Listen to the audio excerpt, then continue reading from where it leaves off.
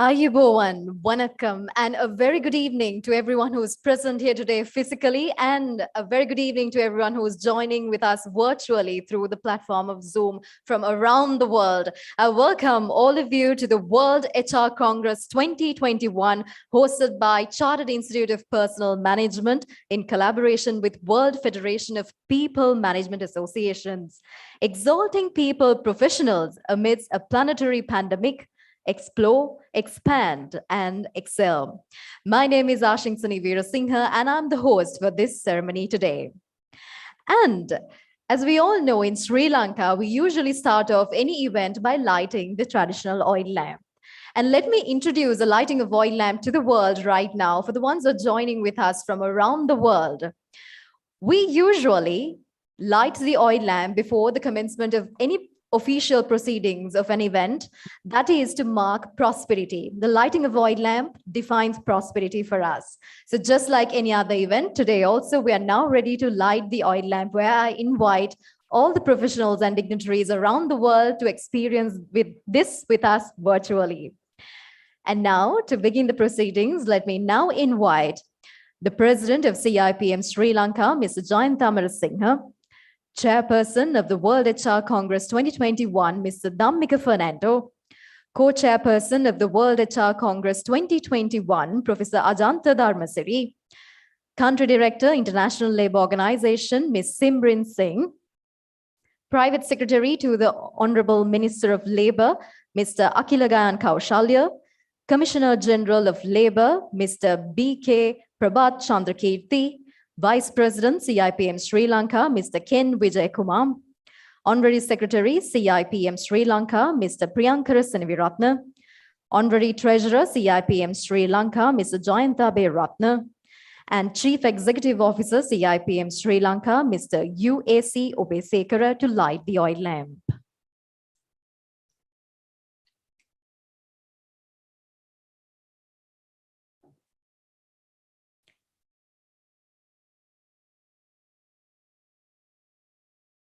Shall we all rise to mark the moment of prosperity of the World HR Congress 2021?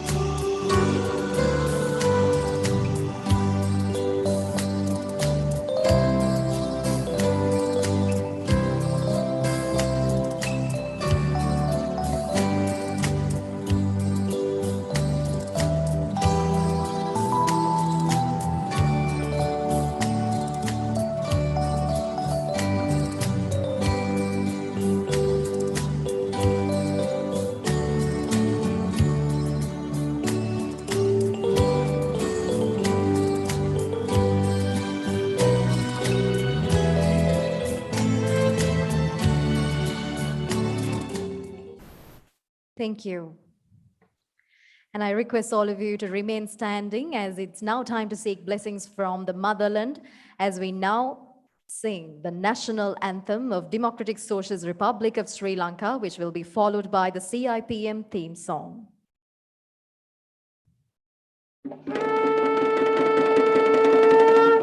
Sri Lanka Mata, Apa Sri Lanka, Namo Namo Namo Namo Mata, Sundara Siri Barini, Surati Ati Sobramana Lanka, Danya Dhanaya Nekamal Palaturu Piri Jaya Bhumiya Ramya, Apahata Sapa Siri Seta Sadhana, Jivanaye Ma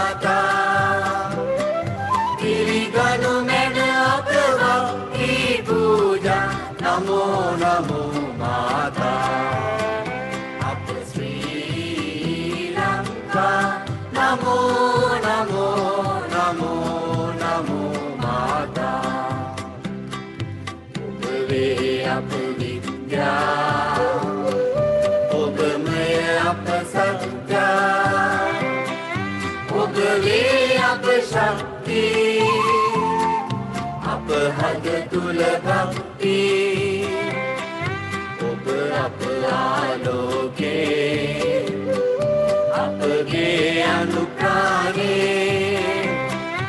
ඔබ අප ජීවන වේ අප මුක්තිය ඔබ වේ නව ජීවන දෙමිනේ නිතින අප පුබුදු කරන් මාතා ඥාන වීර වඩවමින රැගෙන යනු මැන ජය භූමි කරා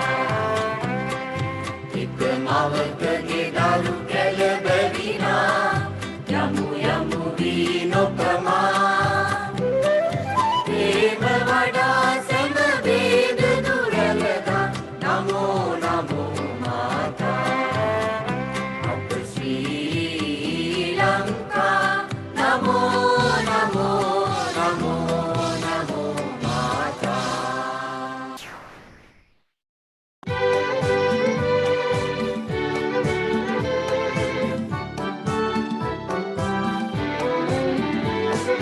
මානව සම්පත අග තැන්පත් කර සකල දේශයම ජය නදනම් වන අභිමානයකින් ඉදිරියටම යන CIPM සැමදා මුරැඳෙන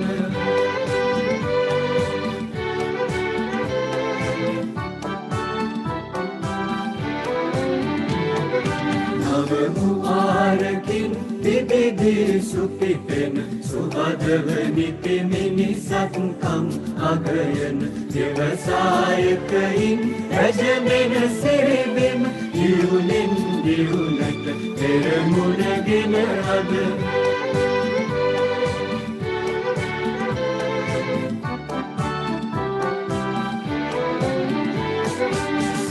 සාඩම්බරයෙන් සිහිපත් කර අපි සමරමු පැටියෙන් දිරිදෙන හැම නිති අනදිසේවයෙන් ලොවගෙන නාපි අදත් එටත් සැමදා වැජබෙමු අපි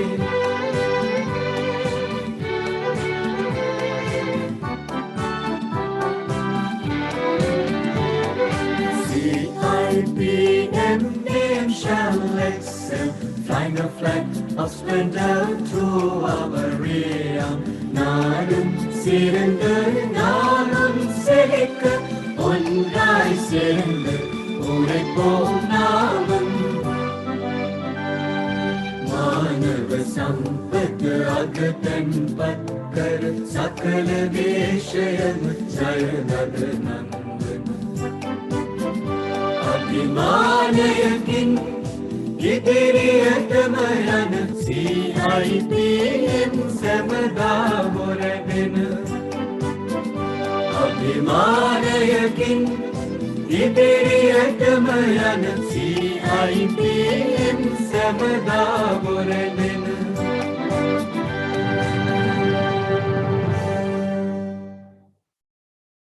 Thank you. Please be seated.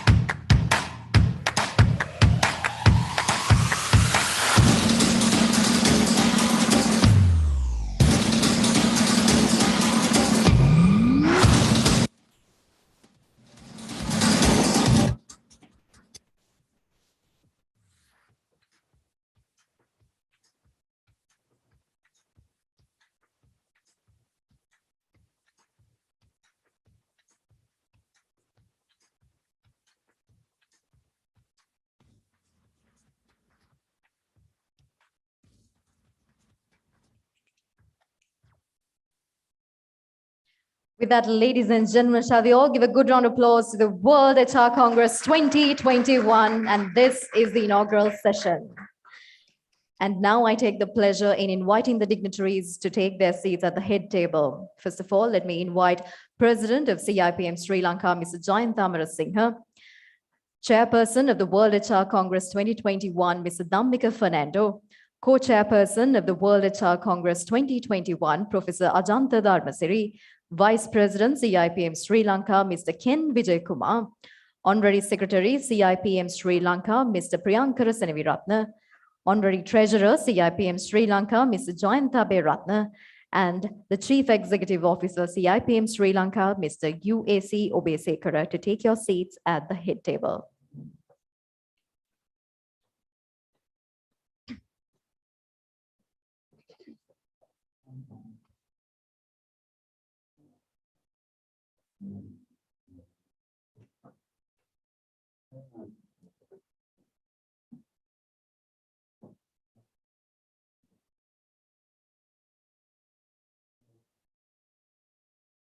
Why don't we give a good round of applause to the head table today, ladies and gentlemen?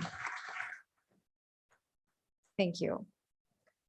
As you know, the Chartered Institute of Personnel Management, in collaboration with the World Federation of People Management Association, is proudly and privileged. They're proud and privileged to present to you the world's most premier people event, the World HR Congress 2021 in Colombo, Sri Lanka, as a virtual experience. Amidst the planetary pandemic, where people factor is in the pinnacle of limelight, the theme has been selected aptly as exalting people professionals amidst a planetary pandemic to explore, expand, and excel. That is to say, the World HR Congress 2021 invites people professionals to participate in prolific proceedings towards exploration, to engage in a cutting-edge learning endeavor towards expansion, and also to experience the essentials required to collectively move towards excellence. Laying that as a foundation right now, I welcome all of you to the inaugural session of the World HR Congress 2021. And with that, to warmly welcome all of you officially, I now invite the President of CIPM Sri Lanka, Mr. Jayantha Amarasinghe, to deliver the welcome address.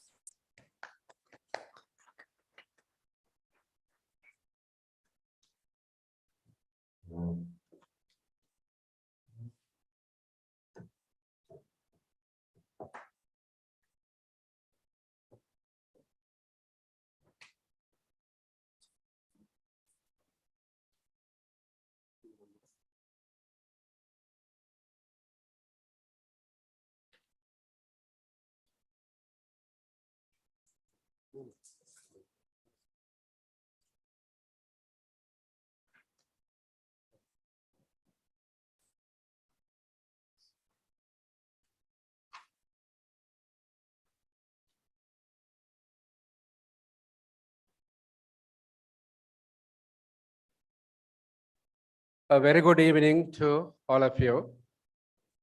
On behalf of CIPM Sri Lanka and our nations, I am privileged this evening in the presence of a very distinguished gathering to make the first address with a welcome note to you at the inauguration of prestigious World HR Congress 2021. I acknowledge the presence of our chief guest, even though he is attending this event on virtual platform, Honorable Nima Siripal de Silva, our Minister of Labor, and also Mr. Bob Morton, President of World Federation of People Management Association, our keynote speaker, Professor T.V. Rao, and Mr. Peter Chase, CEO of CIPD UK, and our Secretary to our Minister of Labor, Akilagayan Kaushalya, and Rich Laser of Bernstein Consulting Group, and Ms. Simrin, Country Director ILO, and Chairman of World HR Congress 2021, and upfront President, Mr. Dhammika Fernando, and also Co-chair, Professor Ajanta Dharmasiri, my council colleagues, past presidents of CIPM, senior management team of CIPM, my chartered fellow members, and other professionals and industry experts and distinguished global and local participants.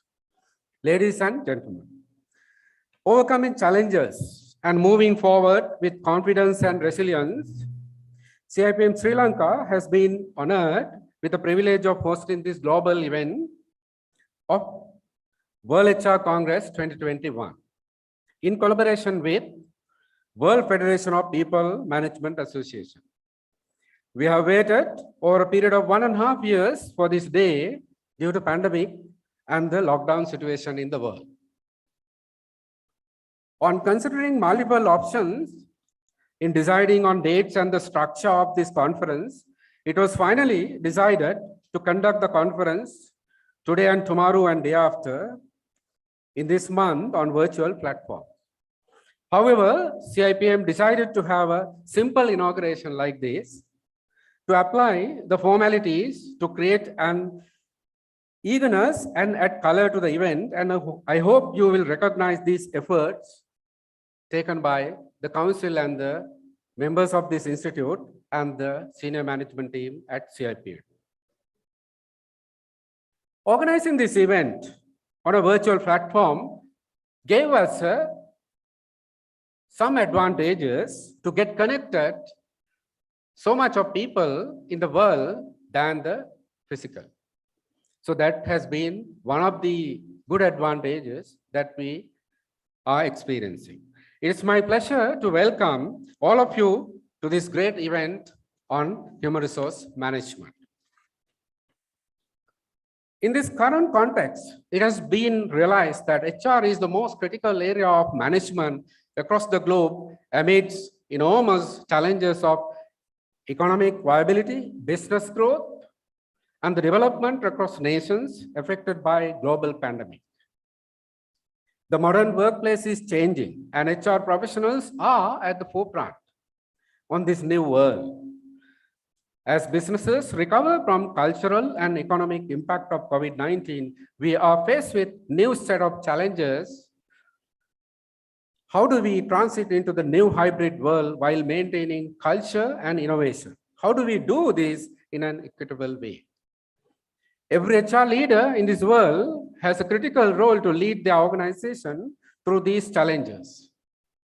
In order to create fairness in the workplace, we must rethink the entire HR organization and how all our HR processes and the systems work together.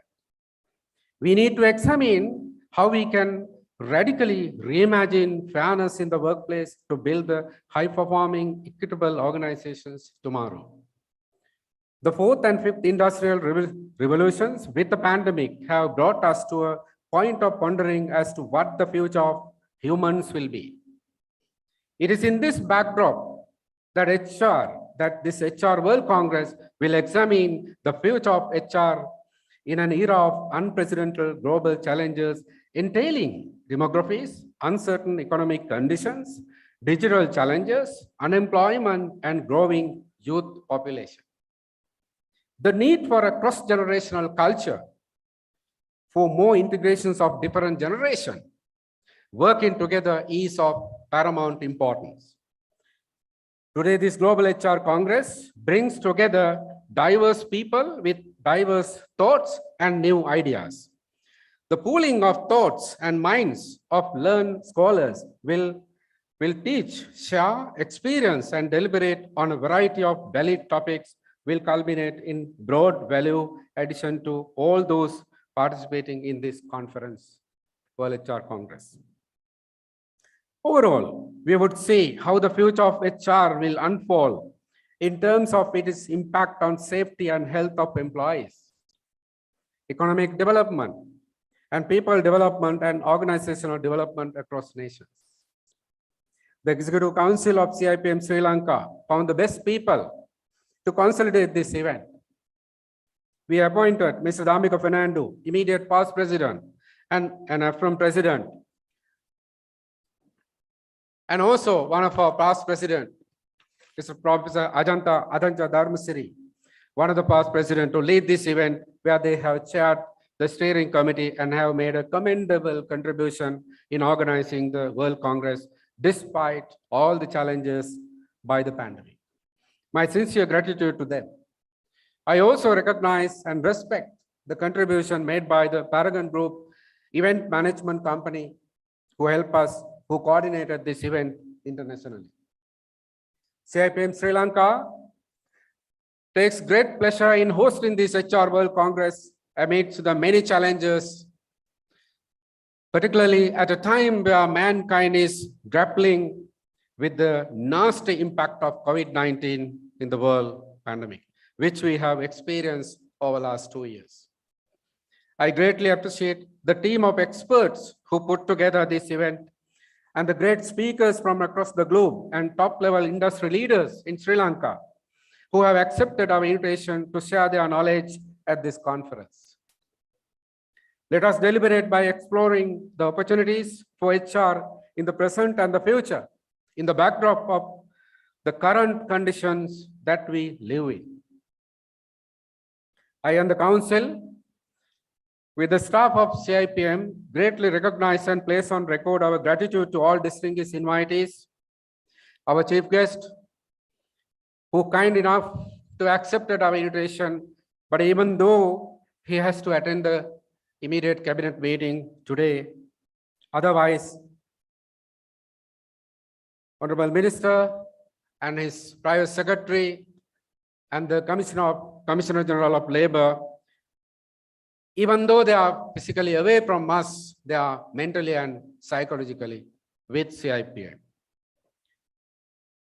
And our keynote speaker, Professor T.V. Rao, and Mr. Peter Cheese, CEO, CIPD UK, and Mr. Bob Morton, President of World HR Federation, and Ms. Imring, Country Director ILO, and Mr. Rich Laser of Boston Consulting Group, and all international speakers, top-level industry leaders in Sri Lanka, and participants. With that note, I request all of you to enjoy the World HR Congress 2021. I wish the Congress all success.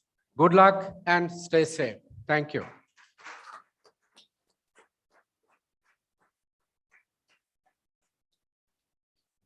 Thank you, Mr. Jayant Singha.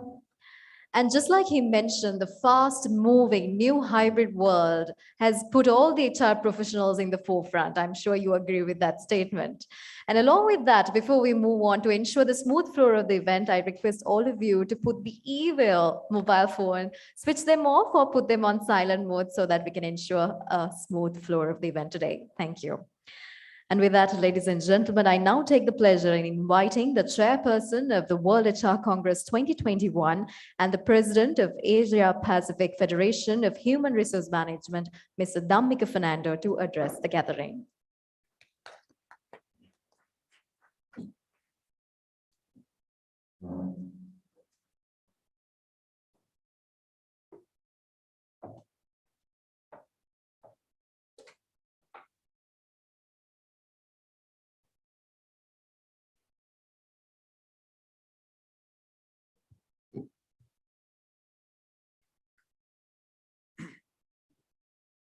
Hi, everyone. And that's the timeless and boundless way of wishing a long life from the Paradise Island, Sri Lanka. Thank you. A warm welcome, ladies and gentlemen, to this 18th version of the World People Management Congress, the WHRC 2021,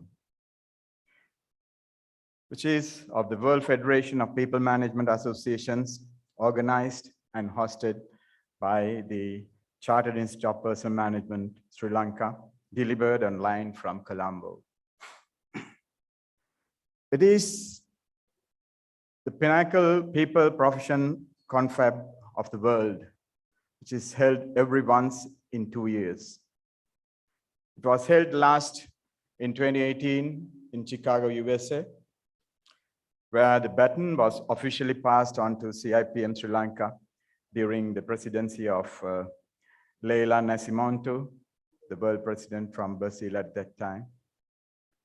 To give you a brief picture of how it happened, the process was started at the AFRM, the FHRM, the Association of Asia Pacific Federation of Human Resource Management board meeting held in November 2017 in Hong Kong, where the three-member delegation of CIPM, including the then president, Professor Ajanta Dharmasuri, the then immediate past president, Mr. Amarapala, and myself took part in the bidding process for the hosting rights and was successful. Since then, the successive councils, the members, and our dedicated staff at CIPM were planning forward to stage this Congress magnificently in June 2020 on a grand scale. But it was not for us to host this premier most people event of the world. The convergence of professionals with their physical presence from around the world out of 93 member nations because of the escalation of this continuing global pandemic. Though it was a pity that my fellow professionals were deprived of experiencing the hospitality, the culture, and the sights and sounds of this tropical paradise, we finally had to settle for the delivery of the World Congress on a virtual platform starting today. Nevertheless, CIPM has taken all efforts possible to make it the same world-class, content-rich, diverse, and inclusive 3 days of deliberations under this modified theme, exalting people professionals amidst the planetary pandemic. Explore, expand, and excel. Sharing new and emerging knowledge in the arena of people management in the world of work. We are in a way happy that we could stage this important confab along with our partner, WFPMA, the globally recognized authority in people management, amidst the global pandemic, because right now, the people profession is at the front, right, left, and the center of the world of work, because people management have been playing a pivotal role. So it has become important for us all to reflect and to work together in how we can influence and shape the future, the profession, and the future capabilities that we need. The pandemic has presented us, the practitioners, with great challenges in our organizations, and at the same time, it made organizations think and act people-centric in all their business activities. And as a result, we will have long-lasting shifts in the way people work and change organizations to different dimensions. Especially, well-being of people in a diverse and inclusive society at work has become an important agenda and given prominence for good. The second reason to be happy about this Congress happening this way is also about the future of work, something that began way before the pandemic, which is the advent of the fourth industrial revolution that we are not even talking about anymore. Before the pandemic, we've been talking about AI, robotics, ML, the big data, and how machines will impact jobs and how the people professionals should respond to it by upskilling, reskilling, and multi-skilling people in the organizations. We even have talked about what are the types of jobs that disappear from the face of this earth. And the next big thing, the fifth industrial revolution. But the pandemic came and swept us off our feet. Metaphorically speaking, we were made to land on a future of work as the organizations had to quickly turn to remote work in a virtual world of work. Technology, which is something envisaged as the next-gen catalyst of change has dramatically dawned upon us with lightning speed. It was amazing to see people who were not tech-savvy otherwise have embraced such technologies and platforms in a jiffy. And came agile and resilience, the buzzwords for organizations. Among all our endeavors, the sustainability agenda needs to take priority as the world is grappled with climate change. The nations together have developed the roadmap through the 17 SDGs in meeting the climate goals, and we as people leaders cannot stay naive, but help achieve these goals and commitments as nations, and will have to identify our responsibilities and roles in the organizations in this aspect. The SDGs provide history's first universal matrix for achieving a flourishing future. Adopted by the heads of governments from 193 UN member states, the SDG framework addresses the key physical facets of the life of all beings in our global village.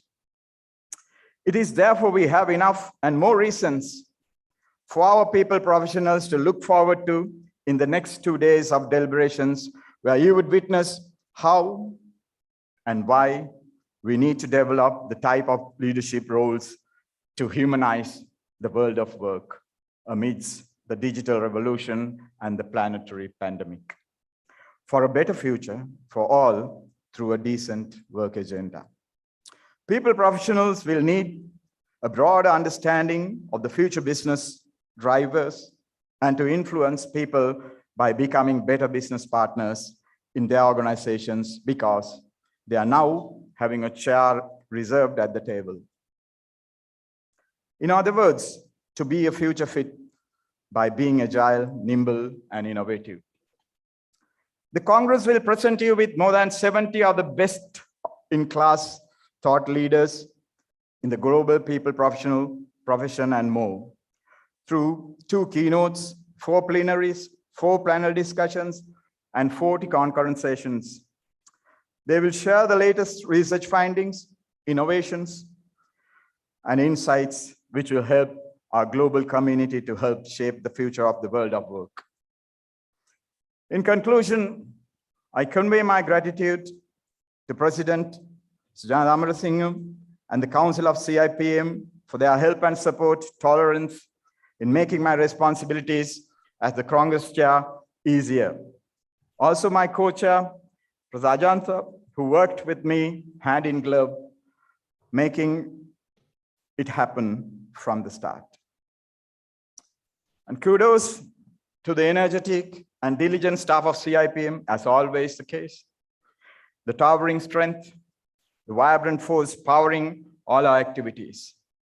Also not forgetting the board and the member nations of AFRAM, the Asia Pacific Federation of Human Resource Management, my colleagues there in the board, and President Bob Morton, and the board of the World Federation of People Management Associations. My special appreciation goes to Johnny and his team at SHRM USA for extending a hand in taking up a platinum sponsorship. And also Anthony and his team of CPHR Canada for becoming the bronze sponsor for the event. Finally, I wish you all insightful 2 days of deliberations and reflections for all of us to make it a better world. Thank you, and may God bless you.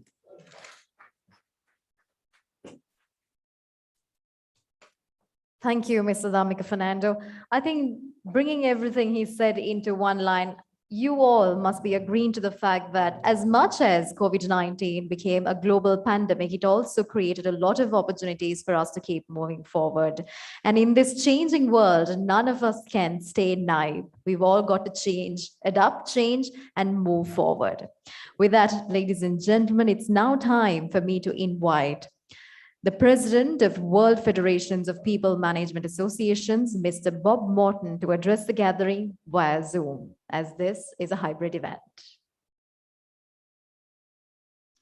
Good evening, Mr. President and distinguished guests, speakers and delegates. It's with great pleasure I add my welcome to the World HR Congress 2021. I'm actually also rather sad that we're unable to join you in person, but at least it's wonderful to be able to see old friends and familiar faces in the audience there. I do hope it's not too long before we can visit you again in your wonderful country. The World Congress is an opportunity to bring together the 5 continental federations and the national associations of 93 countries with over 660,000 members globally, which make up the World Federation. As the premier federation of people management associations, we are a globally recognized authority to support the people management profession throughout the world via our continental associations and national associations. Now, as you've already heard, this Congress was originally scheduled for 2020 and was postponed due to the global COVID-19 pandemic. Our colleagues in CIPM have shown remarkable resilience, agility, and professionalism to maintain their focus on hosting the Congress, and CIPM and the Asia Pacific Forum for Human Resource Management have worked tirelessly with their event partners Paragon to create this virtual event. The World Congress is your opportunity to get involved with unmissable learning. You've already heard a sense of the number of speakers on the program, the caliber of the speakers. You can listen to a great program of speakers and to virtually meet like-minded professionals and share best practice in people management through the app that Paragon have distributed. Now, the global pandemic has been, as we've heard, a massive disruptor in the world of work, and ready or not, the future of work has actually arrived. It's been triggered by socio-economic developments, accelerated by the pandemic at both macro levels, which are technology and societal transformation, as well as at a micro level, which is in the human and organizational transformation. The theme of this Congress, Explore, Expand and Excel, is very relevant in current times. Organizations need a major shift in how we regard work to remain competitive in an ever-changing future. HR, as Demika has already said, has a central role in this, and we in HR must identify at micro and macro levels the trends shaping the future of work and how they impact the nature of work, our workplaces, and our workforce, so we can understand how HR needs to adapt and lead in these scenarios. CEOs and CFOs are now looking to HR to take a lead in this area. The nature of work is changing from the traditional fixed 9 to 5 or 40 or whatever number of hours a week it is, input-based approach to a flexible approach with higher focus on impact and outputs.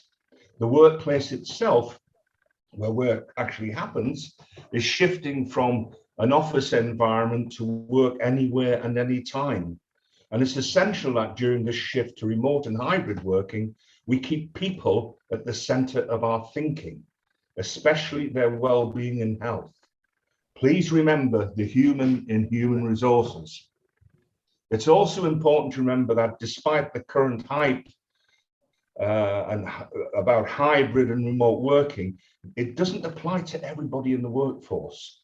So do remember there's a whole group of people who won't have access, and we need to continue to manage effectively.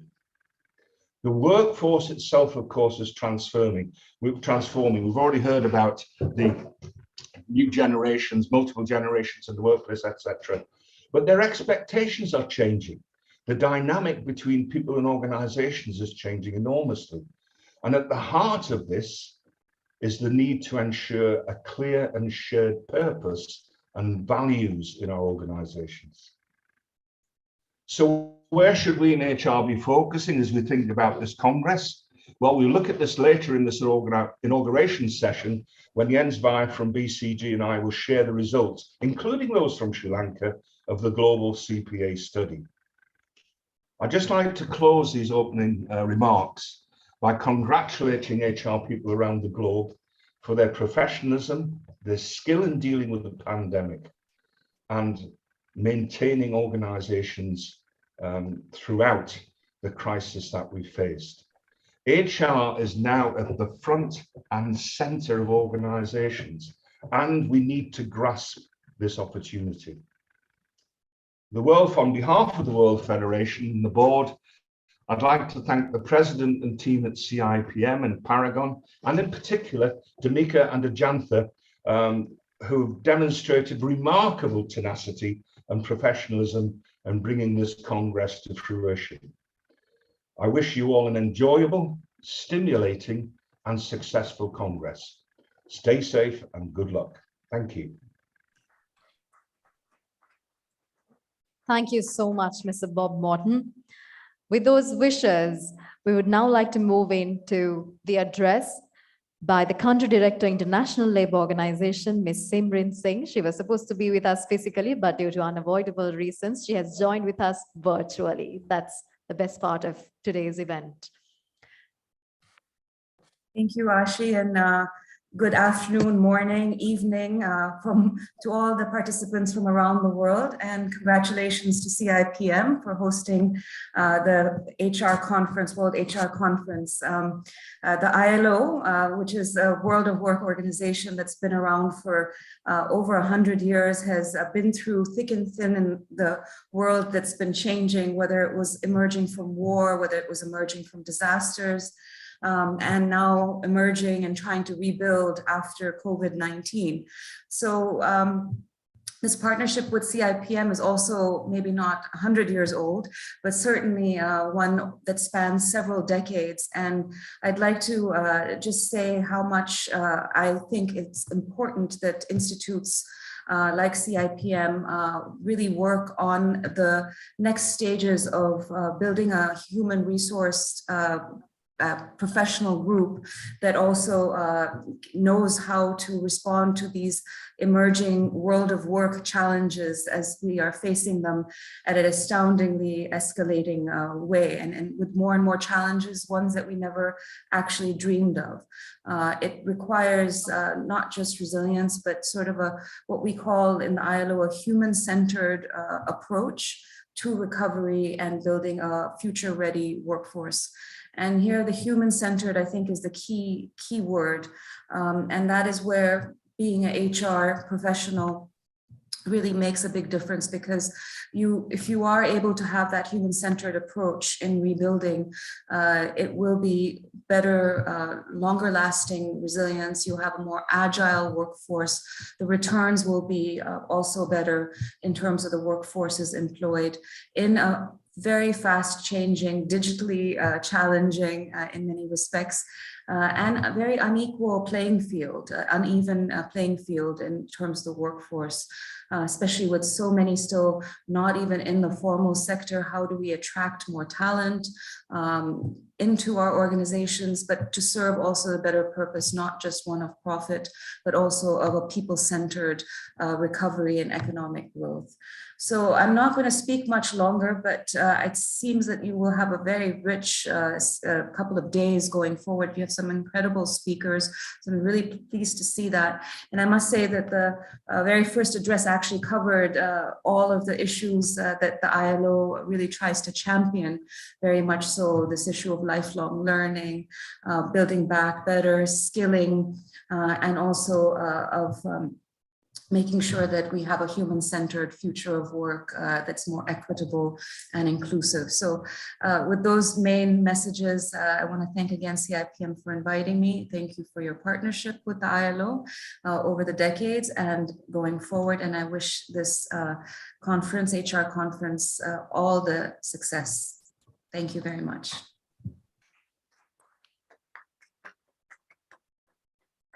Thank you, Ms. Simran Singh, for joining with us virtually. And with that, ladies and gentlemen, I think just like Mr. Damika Fernando mentioned during his speech, Sri Lanka is a country rich of culture, and we wish all of you who have joined with us virtually had the opportunity to come down to Sri Lanka, experience our culture, experience the hospitality, and also to taste good food. But unfortunately, due to the reasons, all the pandemic reasons, we are unable to, and you're unable to witness that. But we thought, why don't we give you an idea of what Sri Lanka is all about and, to witness a little bit of what Sri Lanka is. Let's have a look.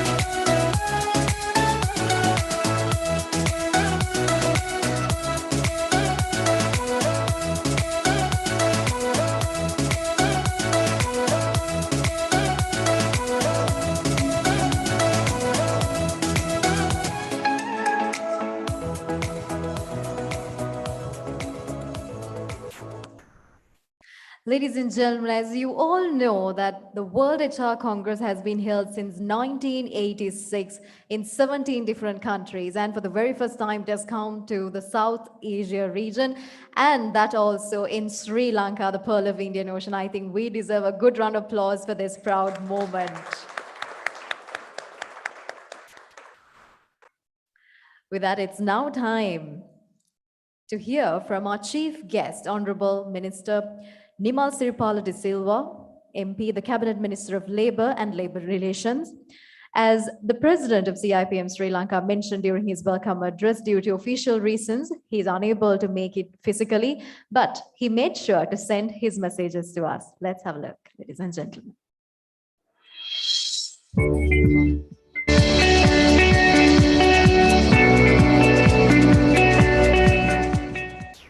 I take this opportunity to congratulate CIPM of Sri Lanka for hosting the World HR Congress 2021 in collaboration with the World Federation of People Management Association.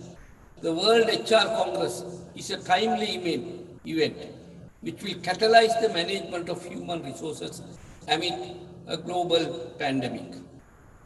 Management of human resources in the middle of a pandemic is a great challenge. Therefore, innovative approaches have to be made in order to take the full benefit of the situation and wide consultation with professionals, institutions, private sector, and international organizations are necessary to arrive at correct approaches and decisions. I, as the Minister of Labour, have my own experience.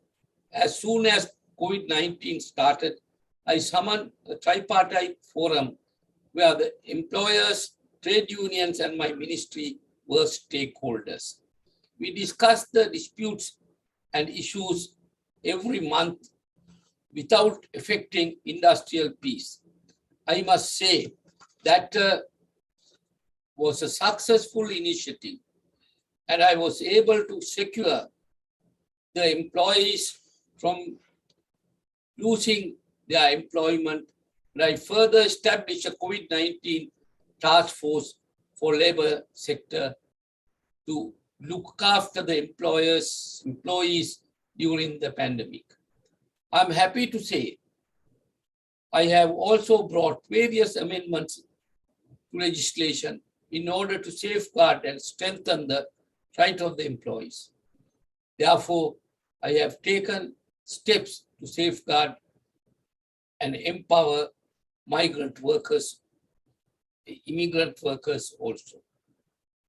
The World HR Congress 2021 will be a suitable forum for discussion the methodology of facing such challenges. The challenges faced by the respective countries may differ from one country to another. The decline of economic growth in the whole world has affected developing countries more than that of developed countries. Sizable section of the human workforce was redundant during the pandemic.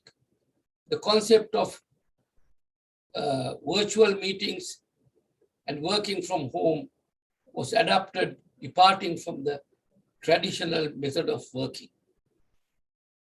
Therefore, it was a challenge for everybody to adapt to this new situation. The novel theme, transformation of HR in the digital world, would become a reality if and only if the necessary technical know-how, technology, and resources are made available to all nations.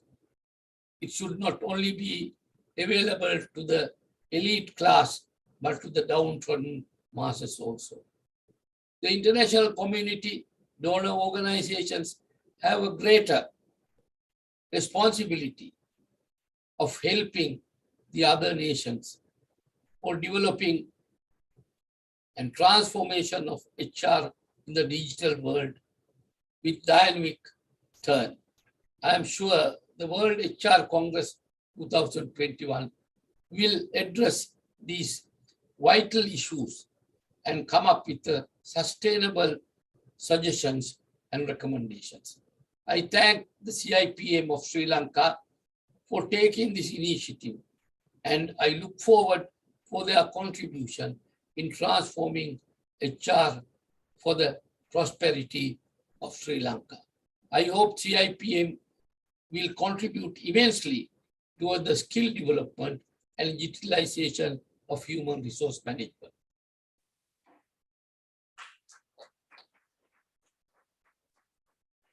And on behalf of CIPM Sri Lanka and everyone who is present here today, I would like to extend our thank you and gratitude to Honorable Nimal Siripal de Silva, MP, the Cabinet Minister of Labour and Labour Relations. Why don't we give a good round of applause once again, ladies and gentlemen.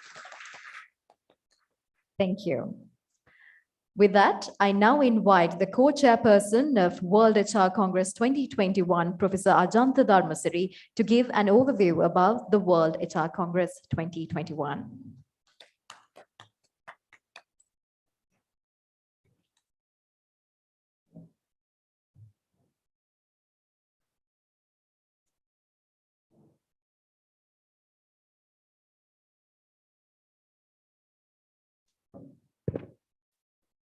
Thank you, Ashishani.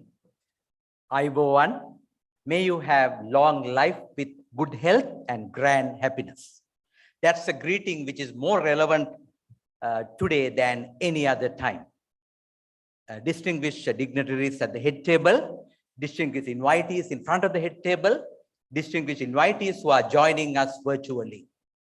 It's a very unique event, a hybrid event where we bring the whole world together, powered by tiny island of ingenuity, Sri Lanka. So for me, it's a desired dream becoming a distinct reality, distinct deliverable. So why I say so?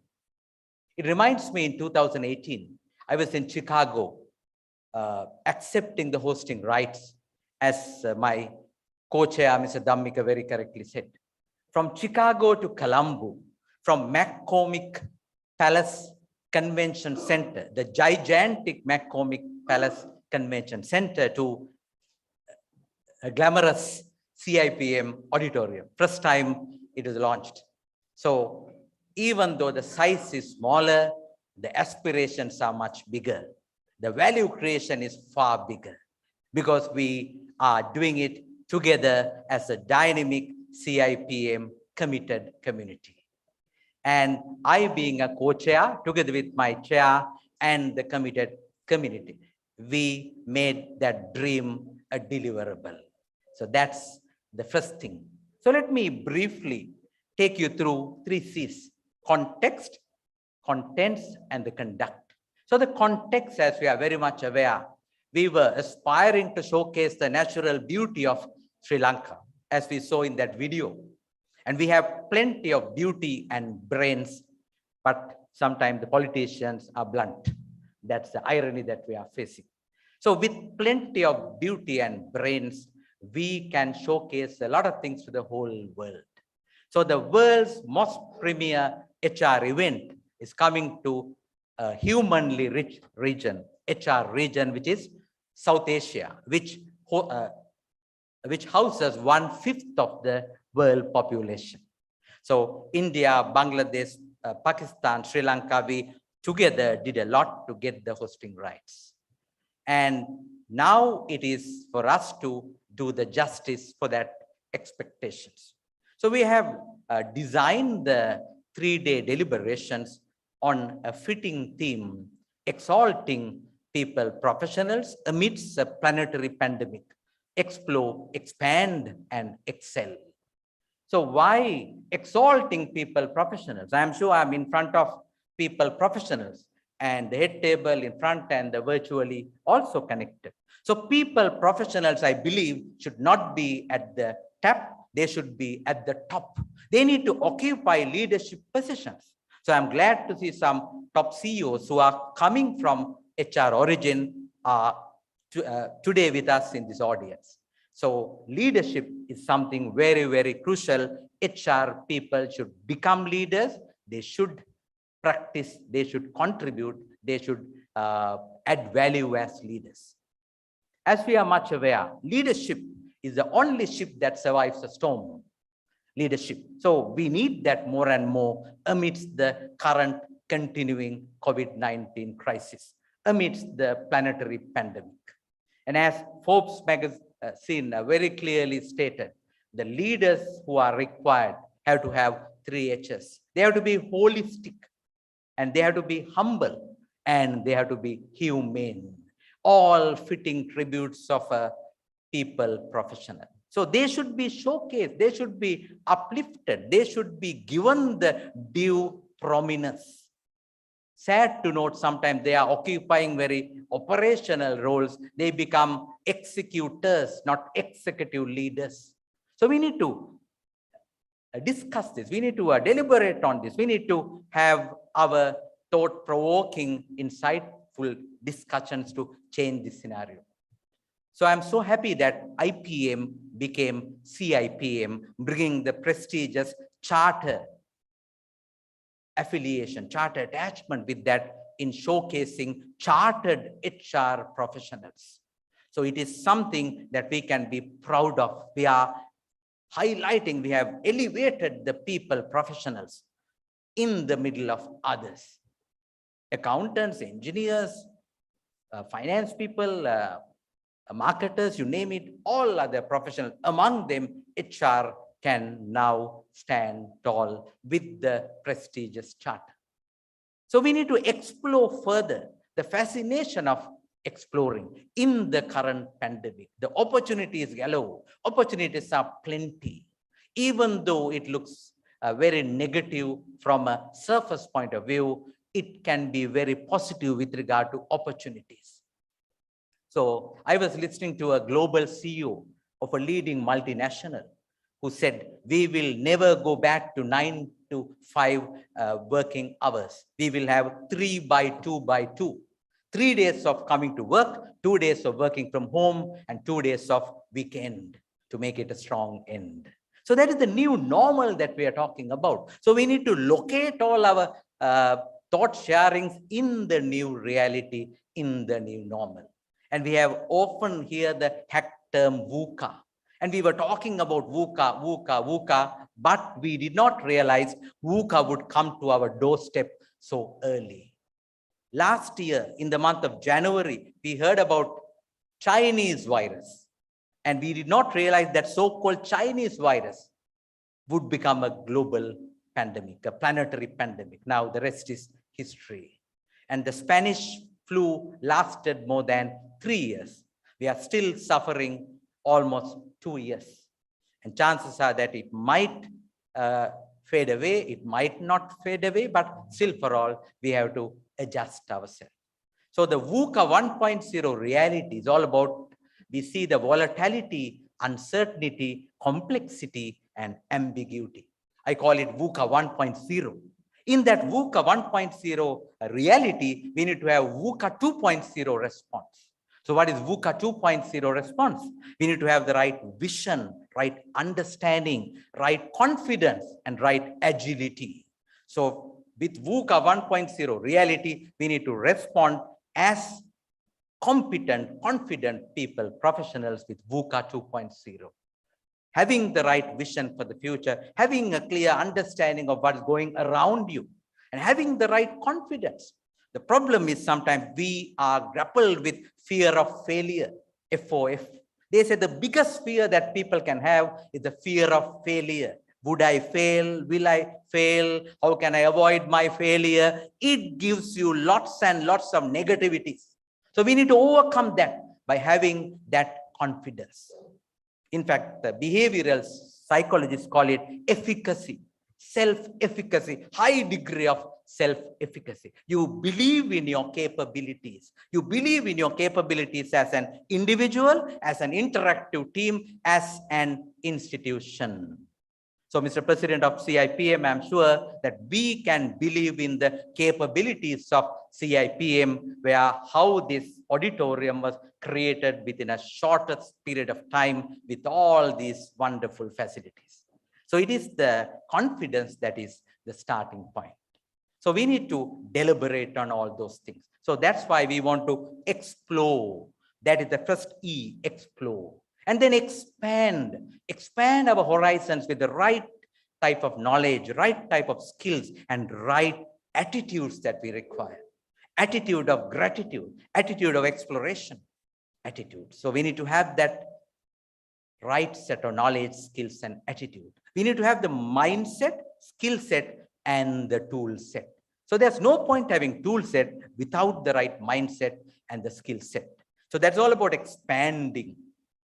Third D is all about excel.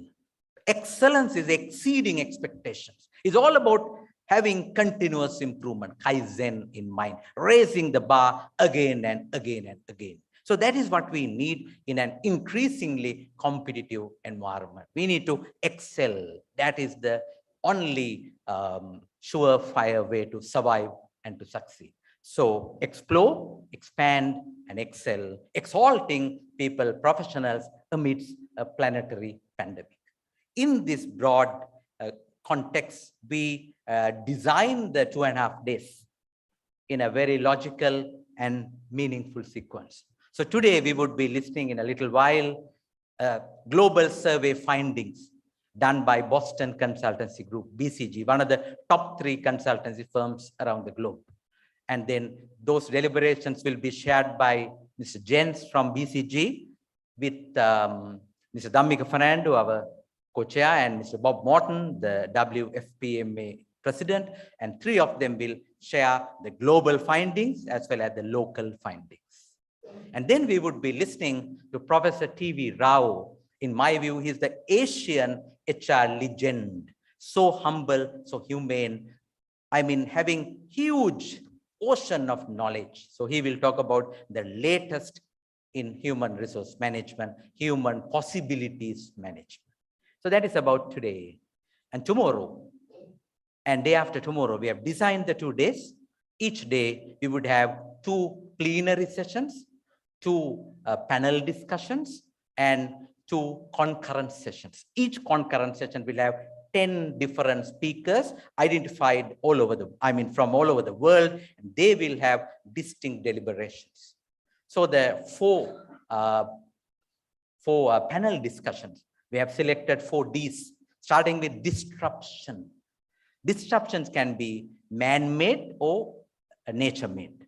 And we have seen Joseph Schumpeter way back in 1950 talking about a gale of creative destruction, encouraging entrepreneurs to do something differently. And we have come a long way from Joseph Schumpeter's destruction to Clayton Christensen's disruption from Harvard. Clayton Christensen, who passed away last year, he was advocating disruption, digital disruption. So we will talk about disruption and people professionals at the first panel discussion tomorrow morning. And tomorrow afternoon, we are moving into what already so many speakers mentioned, the digitalization, the digitally savvy people professionals, the versatility of digitalization. The world has always been divided into 2 parts, before Christ, after Christ, before Buddha, after Buddha. Now the latest division is a digital division, before Google, after Google.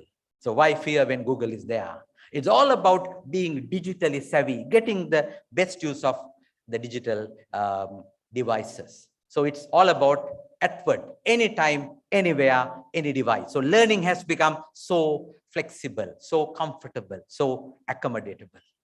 Anytime, anywhere, any device, atward. So that's all about tomorrow. And day after tomorrow, we will be talking about diversity. And we need to have gender diversity, cultural diversity, ethnic diversity. And the sad scenario we saw in Pakistan is a classic calling point to have better diversity. So we need to deliberate about diversity. And the final panel discussion will take us to the diligence, the strategic aspects of human resource management, how it should design itself to look forward, to face the global challenges today and tomorrow. And the 4 plenaries that we have lined up, showcasing eminent speakers. Tomorrow we will start with Mr. Johnny Tyler, the dynamic young African-American president of Society of Human Resource Management. I saw his vibrance in Chicago, so he'll be appearing virtually tomorrow morning. And tomorrow afternoon, equally good dynamic speaker, Peter Cheese from CIPD UK. So John Tyler will talk about the strategic imperatives of new normal, and Peter Cheese will talk about the new world of work. And on 8th, that is day after tomorrow, we'll be having press plenary, which will be showcasing Coca-Cola Global Head of HR, Drew Fernandez. He will talk about the employee life in the new normal. And the last plenary will have twin presentation with Paul Mills and Farhana from Malaysia, from Petronas.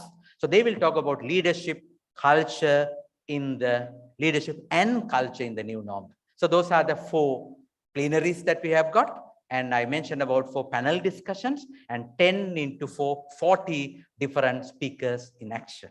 So you can see a variety of things happening from now onwards till day after tomorrow. So please stay connected and please enjoy.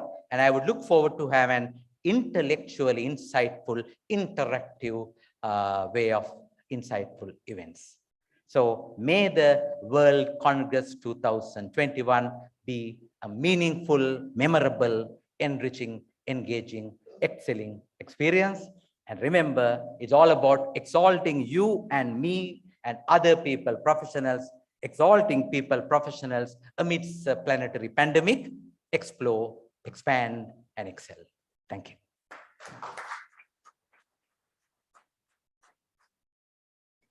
Thank you so much, Professor Hajan Dadar Misri. I think more than just giving the overview, I'm sure that became the highlight of today evening, where it was an inspirational speech as well. Thank you so much. Shall we all give him a good round of applause?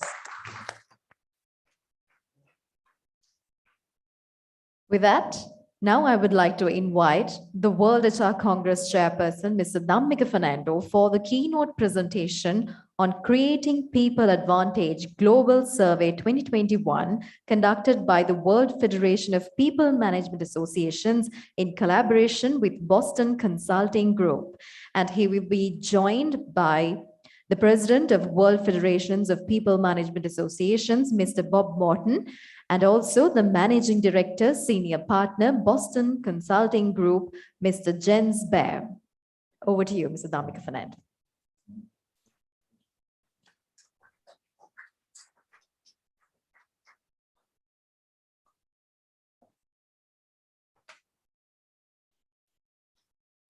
Thank you, Shinsani, once again. And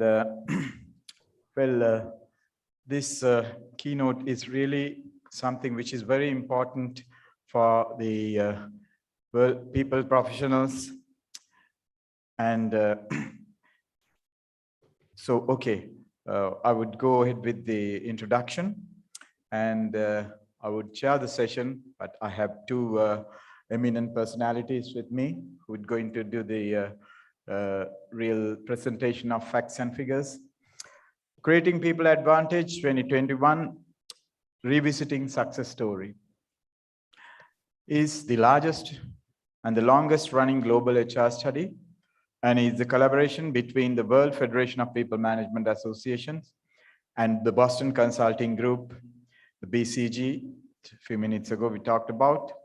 The World Federation is the global network of people management professionals representing more than 660,000, is the global network of people management professionals around the world. BCG is a globally acknowledged leader in human management consultancy firm and leading in advising on business strategy, as well as an acknowledged leader in human capital strategy consulting.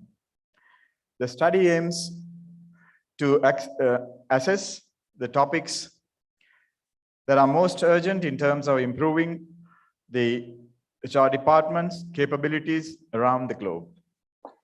It provides in-depth perspectives as well as best practices for key HR topics to enable HR leaders to drive future business success. This campaign was jointly started in 2007, and since then it is conducted biennial, and in between a stopgap survey is conducted by the European Federation named CPA Europe. However, there was a lull period between 2015 to 2020 due to certain constraints, and we must be thankful to Mr. Bob Morton, who is the current president of the World Federation, for rekindling this campaign.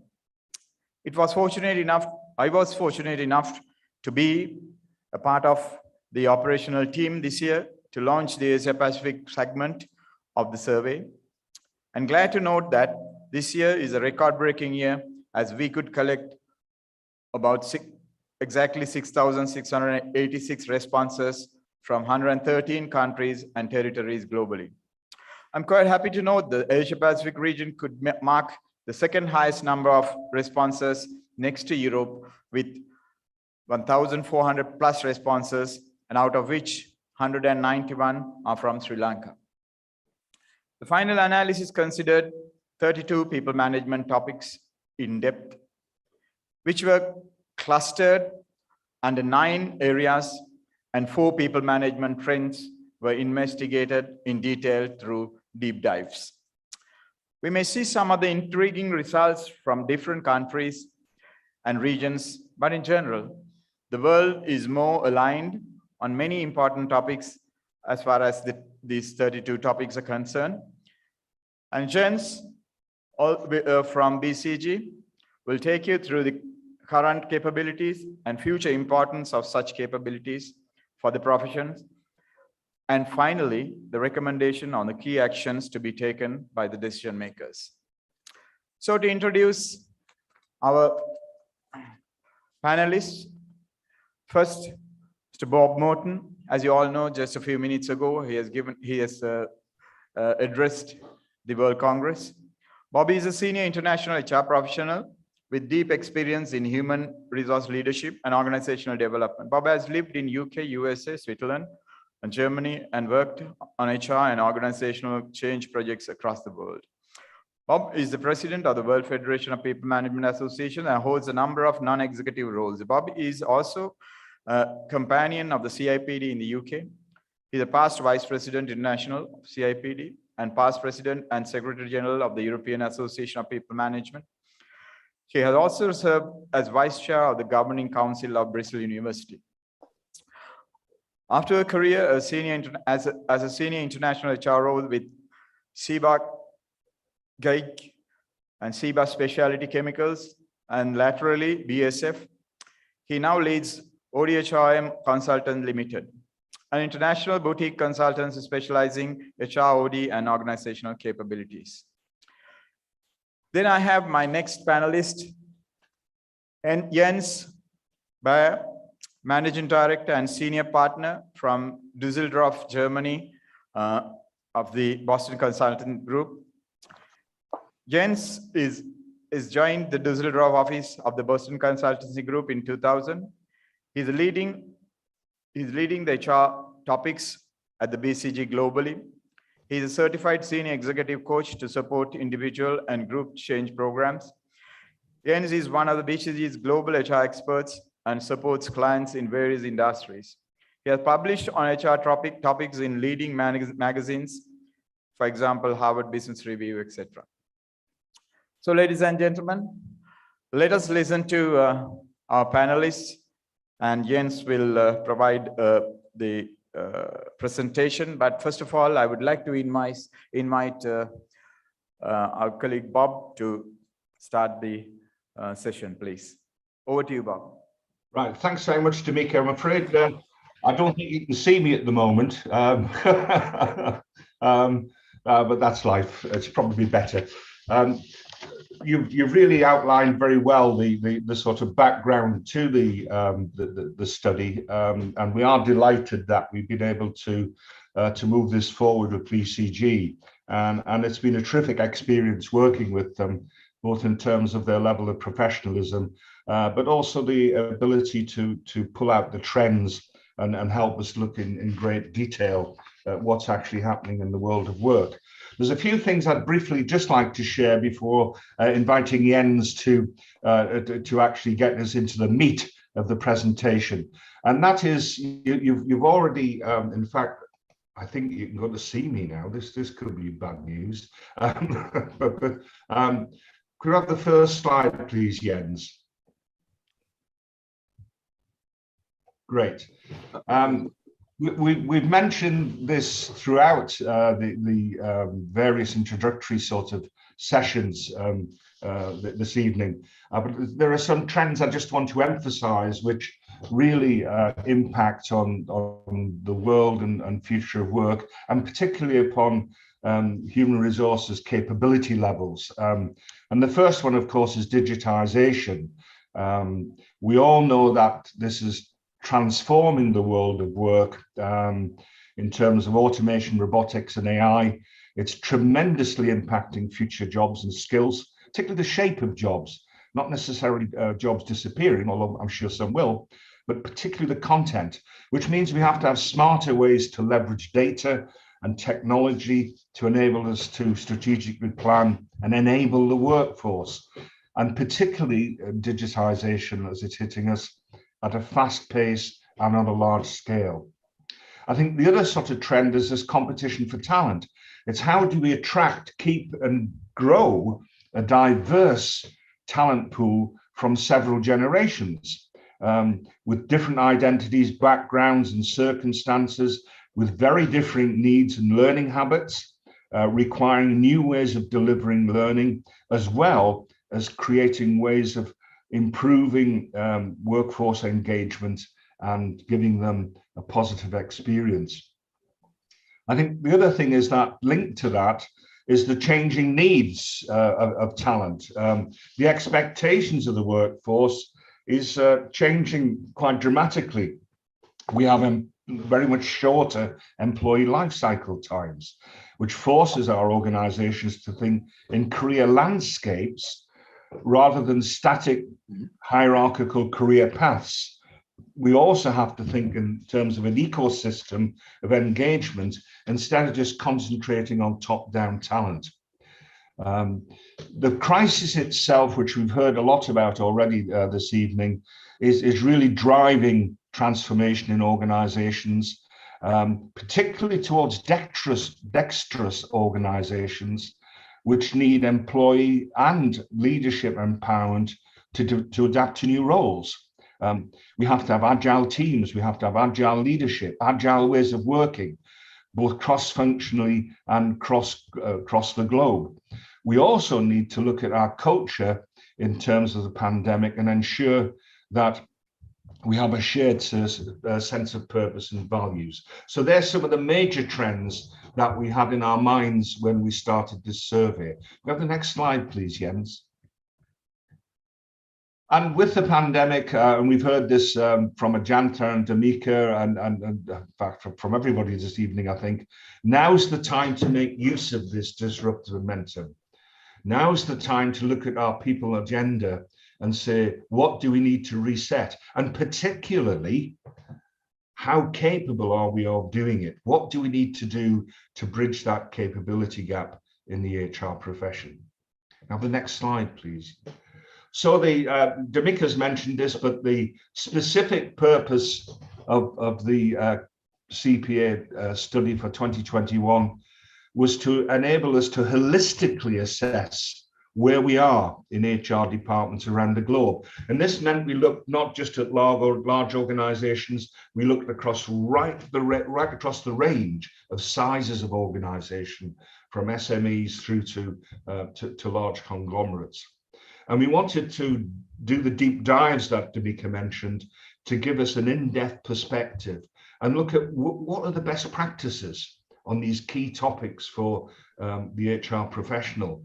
And they will change according to where we are on the globe. And how do we enable HR leaders to drive future business success? Because that's one of the key fundamentals of HR, is that we look at our business and organizational success and health.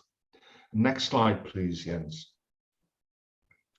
Yes, and the overall story of creating people advantage actually has quite some tradition. So the first study was launched in 2007, 2008.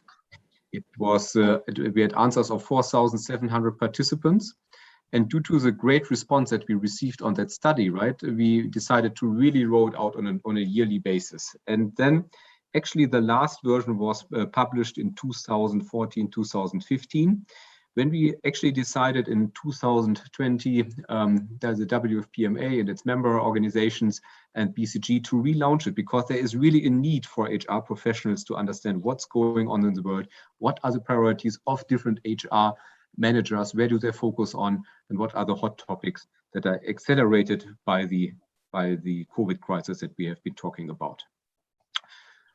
So we have received responses from more than 6,600 companies on our survey, from 113 countries, which is actually the largest response rate we've ever heard in the CPA study. We have close to 200 responses just from Sri Lanka, so we have some meaningful insights that we can share today. We are covering actually most industries, so it's not just focused on one singular industry, but we are trying to really reflect what's out there in the market, what are the big industries, and we have managed to really get answers from all relevant industries. We have covered all major regions: North America, Latin America, Europe, Asia Pacific, and Africa. And we consciously decided not only to ask ourselves, the HR people, of what they think is important. We also wanted to hear our customers, internal customers' voice, and we included like 1/4 of non-HR respondents to really get a balanced perspective on what matters in HR.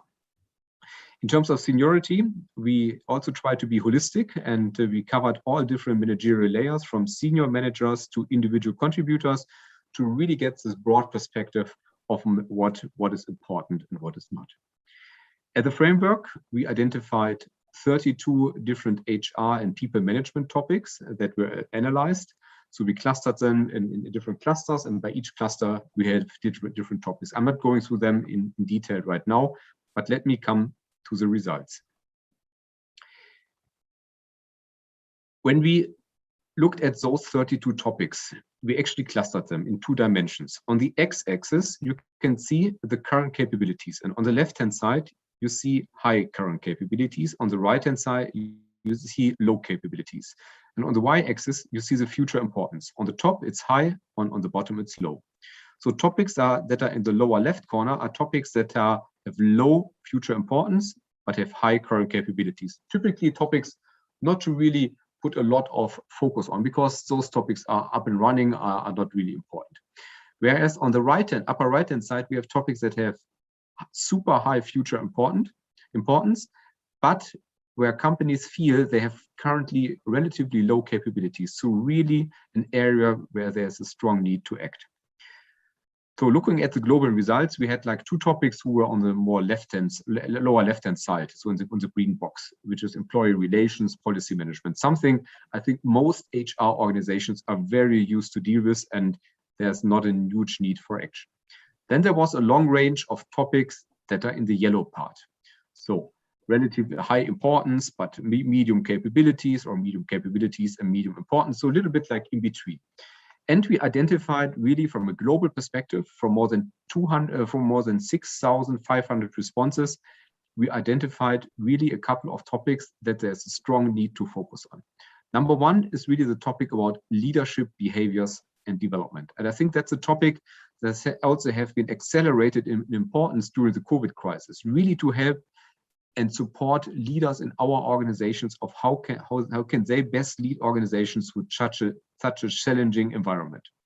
Then the whole topic of up and reskilling and learning development. So what type of skills do we have? What type of skills do we need in the future? And how can we really prepare our organizations in building up the right skills in an effective way? Actually underlining and informing that is strategic workforce planning. And since we started our first study in 2007, strategic workforce planning was always one of the topics that was in the upper right-hand corner. It's really of super high importance, and companies and organizations still have relatively low capabilities. Actually, strategic workforce planning is very important, not only during COVID or critical times.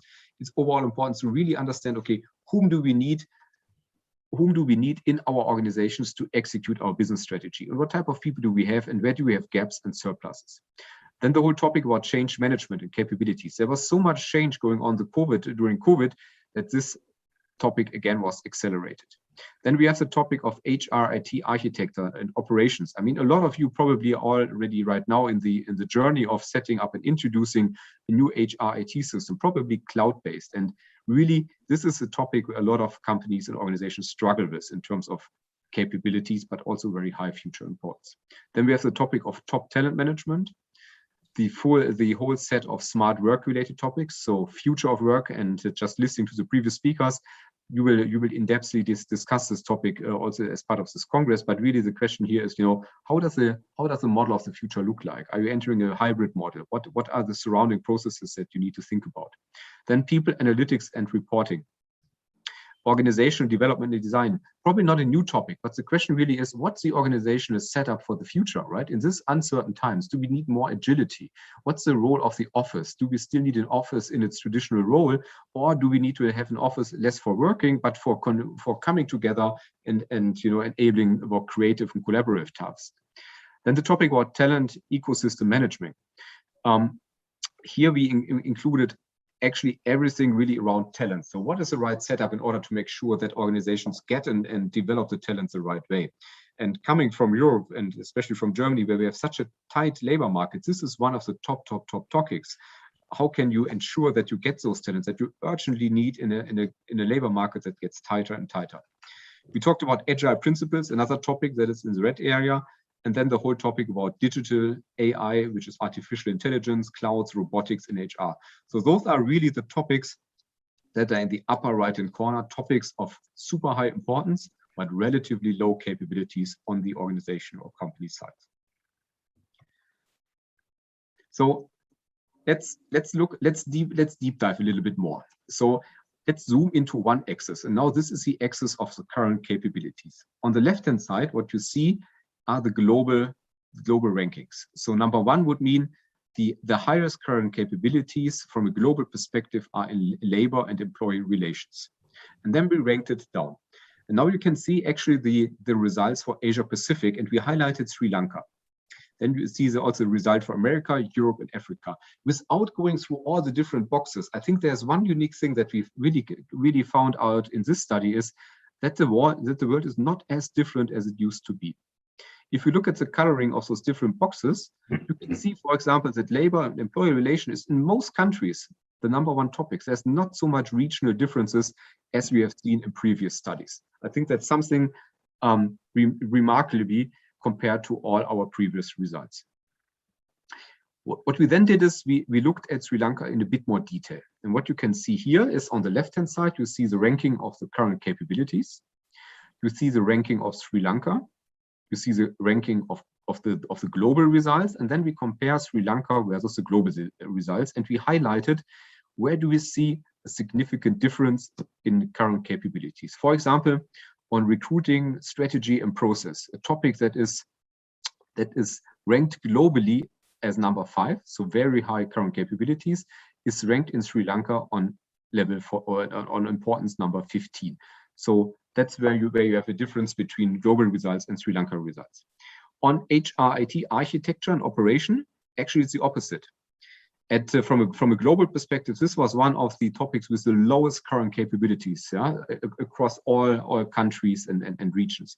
In Sri Lanka, it's ranked relatively low, but not as low as the global results, and so on. So you can see the differences compared of Sri Lanka compared to a global perspective. Now let's zoom into the other axis, which is the future importance, the y-axis. What you can see here, number one topic in terms of future important is people and HR strategy, planning and analytics. Number 2 is purpose, behavior, leadership, and culture change. Now let's just compare it to the Asian results. And you can see here the Asian results, and you can also see the Sri Lanka results highlighted. Again, the picture is not that different. There's a couple of smaller differences. If you, for example, look at the results for Thailand, number 1 topic in Thailand is digital and information technology compared to the global results where this topic is number 6. So still important, but not as important as it is in Thailand. But overall, if you look at the world map, again, it's a picture that is relatively homogeneous. And again, comparing it to previous studies, this is a bit surprising because really the world is converging. Yeah, I think we are working in a much more global setting. HR departments are working together across countries, across regions, which all means, I mean, the view of what is important and where are our capabilities has more or less converged over time. Let's zoom into the Sri Lanka results and compare them to our global results. Again, same logic. On the left-hand side, you see the ranking of the future importance. And then you can see where do we have differences. On rewards and recognition, for example, this one is ranked in Sri Lanka as number 4 topic. On a global scale, it's number 17. So here's really a big difference. So rewards and recognition are very important in Sri Lanka compared to global results. And that's something I think HR organizations must notice because they have to identify are there regional specifics that need to be reflected in my HR strategy. On the other hand, we see a topic like purpose and cultural activation, which is ranked in Sri Lanka only at number 18, but globally it's ranked at the 7th highest important topic. So again, from a regional perspective, something that should be differentiated in setting up like a regional HR strategy. Let me just quote the CHRO of Royal Bank of Canada, and I think this is a pretty nice quote. Huh? A leader doesn't care how we organize our function, so the HR function. They just want to have HR expertise to solve their business problem, and that's why understanding the business strategy is critical. Actually, what she's saying is it's about HR expertise. It's about deep HR knowledge on the one hand, yes, but we always have to set it into the context of the specific business problem, And as obvious this statement might sound, just knowing a lot of HR organizations around the world, quite often this is a challenge. And therefore, we decided to have also a couple of deep dive questions on this topic. So we asked a couple, and you tested a couple of hypotheses and how they apply to your organization. So what you see here is a bubble. The green line, the green bar is actually the overall result. The blue bar are just the HR responses, and the gray bar are the non-HR responses. Overall, you could see that HR responses are a bit more optimistic than the non-HR responses. And we asked one question about exactly this quote that I just gave you. We asked, HR leaders demonstrate business acumen, making decisions based on the long-term considerations and the strategic needs of the organization. So basically, they understand first what are really the needs, the business needs of an organization, and then taking the right HR decisions. And actually, quite sadly, to be honest, only 2/3 of all responses confirmed that statement. And I think since we are talking about an enabling, a support function, it's absolutely crucial, I think, that we get here really to 100% in the future. The next hypothesis we tested is a topic about HR is a competent, innovative, and important actor in my organization that exerts considerable influence on strategic decision-making. Again, the result, only 2/3 of the respondents said, yes, that's the case. And if you just only look at the HR respondents, it's again just 54%. So every second of the non-HR responses agree to that statement. So in a positive sense, I would say it's great because there's room for improvement, but there's also space that we can fill because we talked about, and Bob did it in his introduction, there are so many major trends out there that will underline and really accelerate the importance of the HR function, that I think the role of a competent and innovative and important actor in any organization should be given in the future. The next question is about HR has dedicated teams focusing on deep expertise. Could be recruiting, could be learning development, could be performance management and the likes. Again, the non-HR people, the gray bar, a bit more skeptical, the HR people a bit more positive, but also on this topic, only like 2/3 of the, roughly 2/3 of the respondents agreed to that statement. There was one statement that was really confirmed by everybody, nearly everybody, but 85%. So we said like 85% of all respondents say that focusing on employee needs and expectation is the key success factor in the war for talent in the 2020s. And what that means is not just understanding the needs, but really to think through all the core HR offerings, the products, the processes, the employee journeys, identifying who is my customer, is it the line manager and the talent, and what does really matter to them, and how can we streamline, optimize, and make the journey as effective as possible in order to address those needs and expectations. That's one of the top topics that we also see working with clients across industries and around the globe. There's another nice quote I would love to share with you. It's from the CHO of Statkraft. There's a discrepancy between our private life, where we receive tailored recommendations for movies and products. For example, when we go on Netflix, when we are on Amazon, etc. But there's a big difference to professional life, where we ask the employee over and over again for basic information. And therefore, we really have to, he says, we need to provide customized offerings. And again, this links back to the employee journey discussions. I think we have to understand our internal customers really as customers and try to make the customer experience as seamless as possible in order to really bring the full value and quality of HR to our organizations. And for that, I think it's absolutely crucial to also understand and really be able and know what digital tools are out there. So we asked one topic about this, one question about this. So we asked we asked whether people agree to the following statement: the digital tools implemented by my organization offer a seamless, personalized experience and make everyday tasks easier. So exactly what we experience when we use all those online services that are out there as a private customer. Only roughly 1/3 of all respondents have agreed to that statement. Again, from a very positive note, I think there's really room for improvement. There's an opportunity to even make our great HR services that we are offering already today much more customer focused, much more digital and much more convenient than we are doing it at most organizations today. The other topic we ask about that space or that topic of digitalization is we tested the following statement. We have a strong HRIT system that helps to bundle and analyze employee data, thus forming a valuable basis for designing, offering personalized experiences to employees. And again, only roughly 1/3 of all respondents agreed to that statement, which means many of us are probably right now in the transition of identifying what are the right HRIT solutions out there. Should I go into the cloud? What are the best solutions that I use? How should I implement, and how much customizing should we do as an organization to those applications, etc. So there is really a lot of room for improvement. And if you recap on the capability side, this topic of digitalization of HRIT system was ranked relatively high from an importance perspective, but from a capability perspective, relatively low. So what does it mean as an HR professional? So we identified jointly like 5 key actions to take away for decision makers. Number 1, really think about putting your employees at the center of all the decisions you make. Like you do in sales, where you have a clear understanding, who are your customers, what are the customer segments, what are the specific needs, and how can we create a product, an offering, a branding, everything that really meets those needs. It's something that we believe should be transferred to HR, and all journeys and processes should be really focused on that. Next huge topic is to shape the future of work.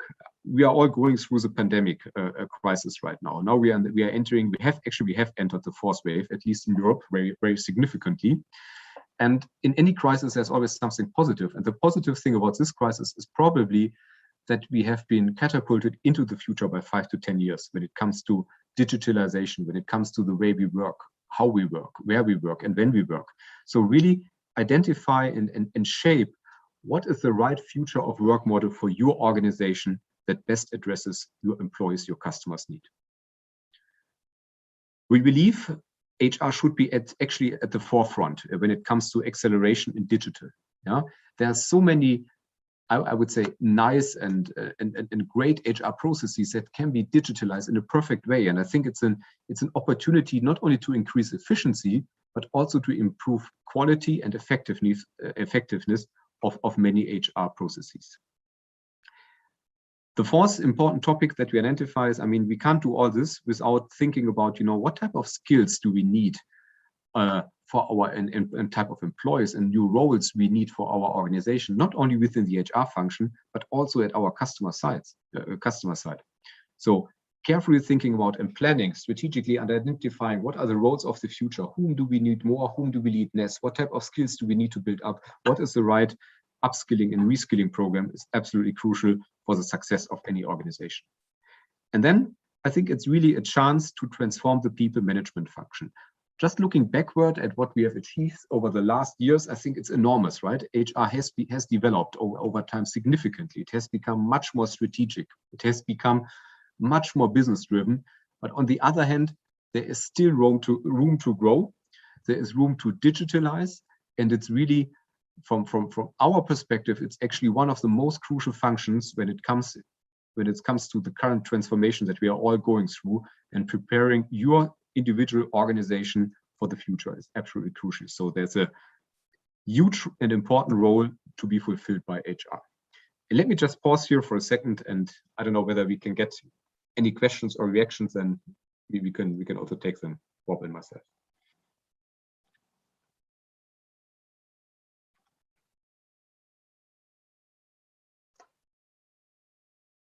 Yeah, I think you've heard about the presentation, and as I told you, probably you are already intrigued by the results that you see, and especially, in fact, through the deep dive results, that you can find the optimism of the HR people, the people professionals are not there as it is the rest of the people who are working in the organization. If you can see the results like about the business acumen, and HR rates 71, but restorators rates as 54, and the competent, innovative and the important actor.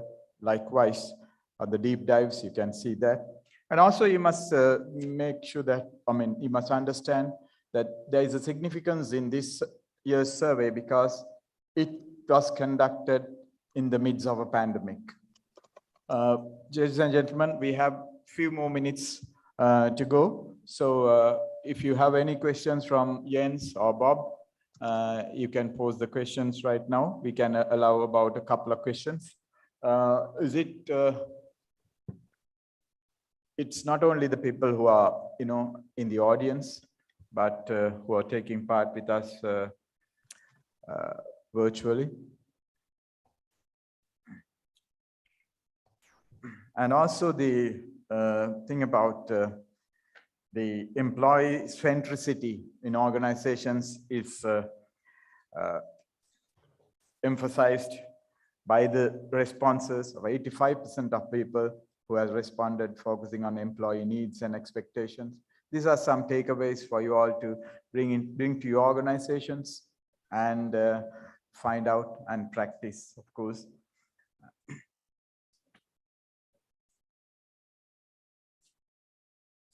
There is a couple of questions in the chat box. You can put it onto the screen, please.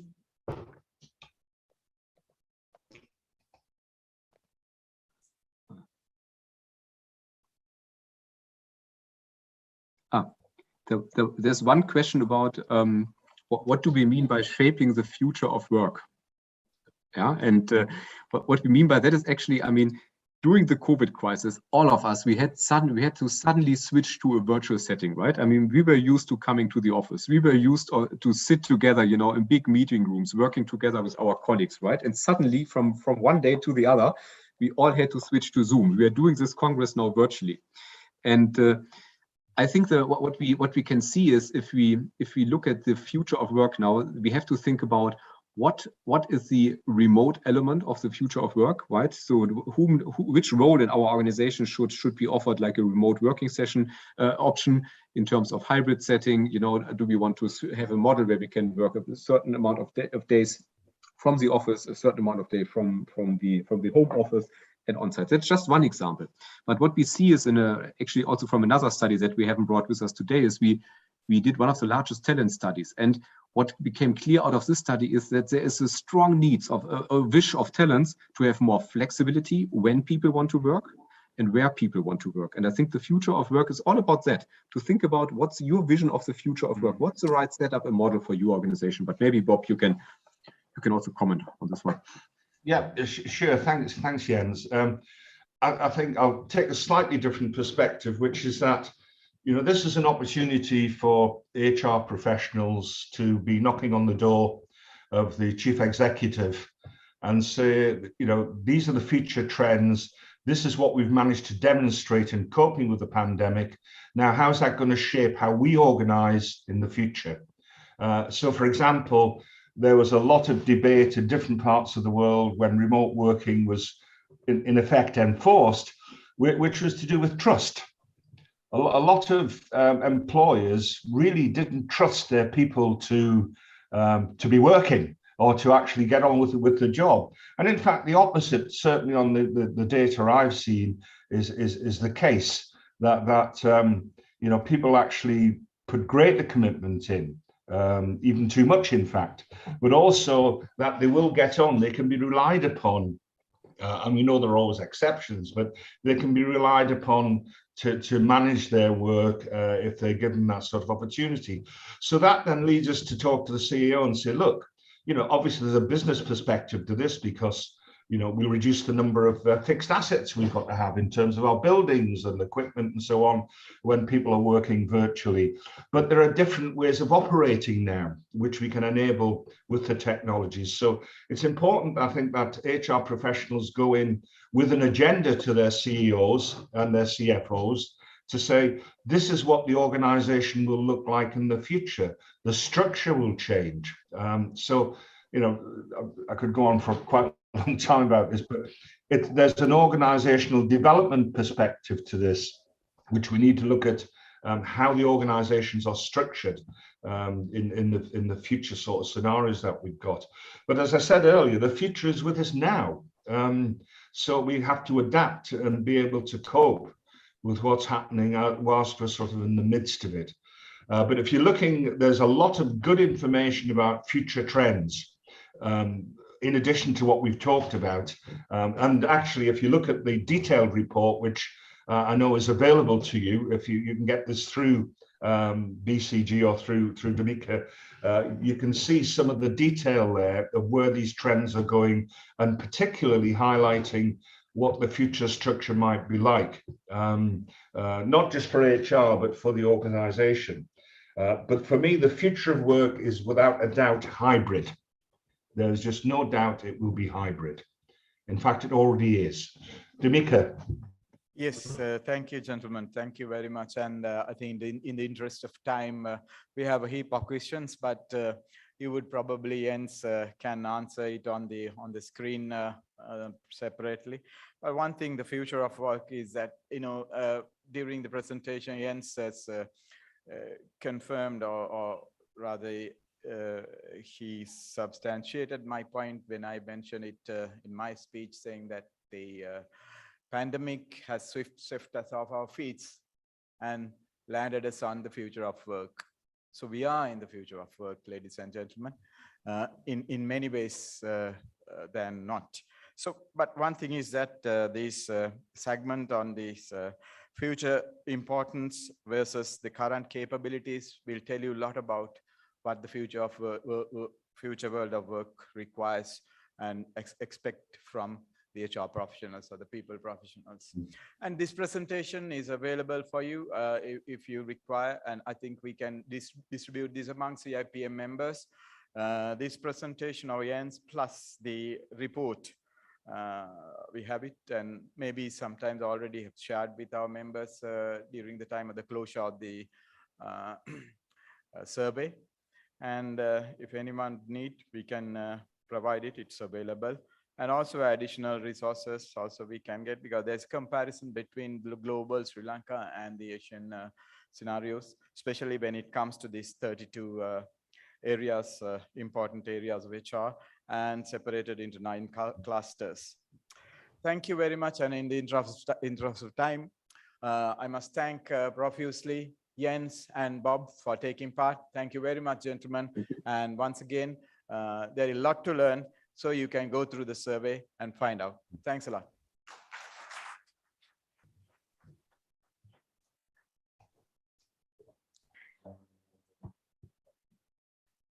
Thank you, Mr. Bob Morton, Mr. Jens Bear, and Mr. Dhammika Fernando for presenting the Creating People Advantage Global Survey 2021 conducted by the World Federation of People Management Associations in collaboration with Boston Consulting Group. Shall we give a good round of applause for that survey presentation at this World HR Congress 2021. With that, ladies and gentlemen, we're now ready to hear from our keynote speaker today. And introducing the keynote speaker, he is none other than, and just like Professor Ajanta Dharmasiri mentioned, I would like to go ahead with that title, Asian HR legend, Chairman of TV Rao Learning Systems Private Limited, Professor TV Rao. Shall we give a good round of applause as I invite him to take over the forum.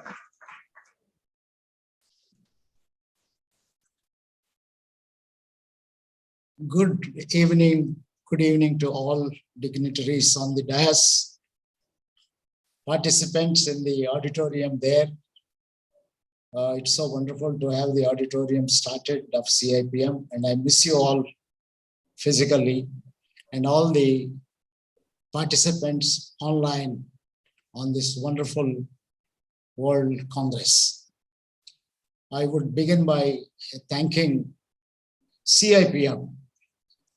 And I love CIPM, has been doing wonderful work. I've been associated with it for more than 2 decades. For against all odds organizing this particular conference. It's so wonderful to see so many of you coming, attending this, and then speaking.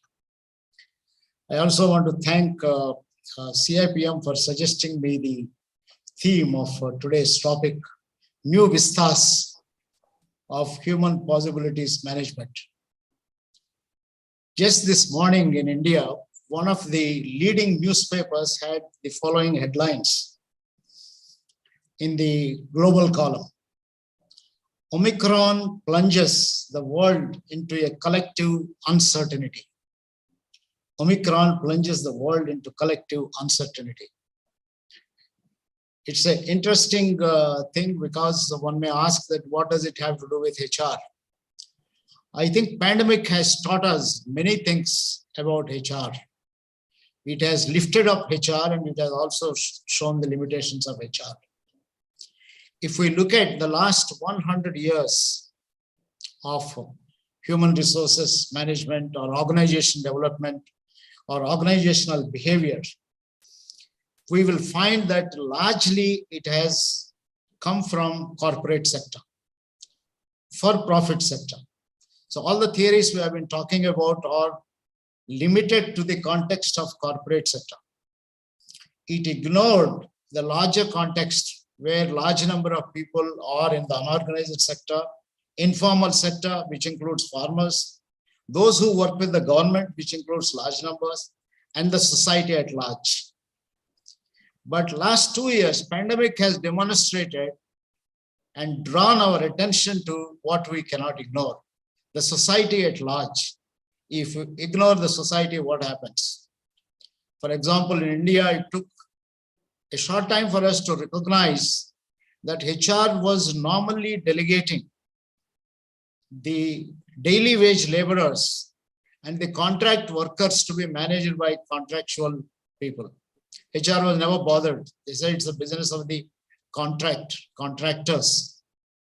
But post-pandemic, when the industry started opening, some of the industries discovered, and in fact, some of them put the HR to shame by saying, you didn't even know where the contract labor has disappeared.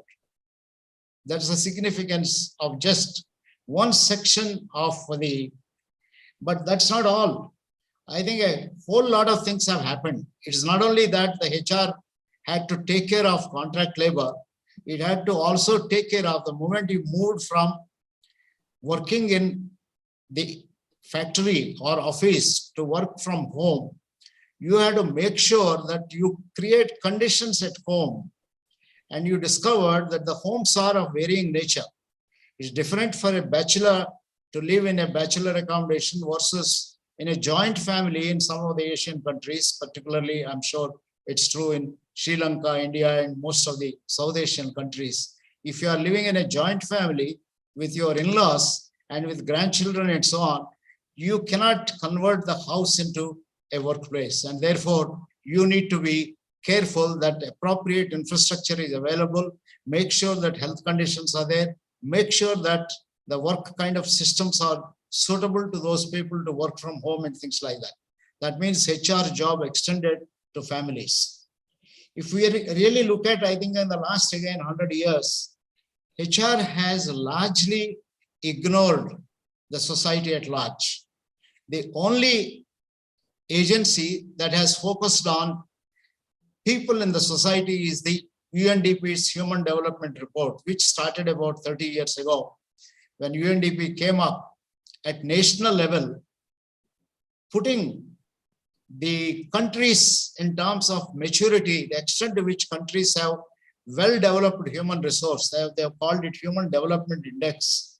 And then they ranked countries according to this Human Development Index. And this index is based on the extent to which people are having the longevity of life, in which I think Sri Lanka figured far, far above for many, many years and continues to figure out far better than if on the top, perhaps, of South Asia. And then what is the skill base they have and what is the quality of life they have. Countries were ranked on this.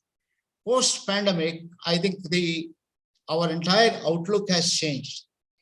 We have discovered the virus did not differentiate between industry and non-industry.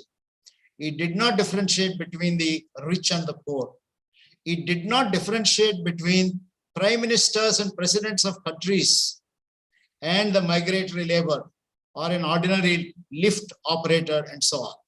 So I think we have come down to our knees to say that all people are born equal. And virus attacks, it does not differentiate. You have to wear masks. You have to avoid physical kind of contact, maintain the distance. I saw, for example, in the auditorium today, most of you, when you started, you were wearing masks, which is very nice. I think this is where I think the pandemic has brought us.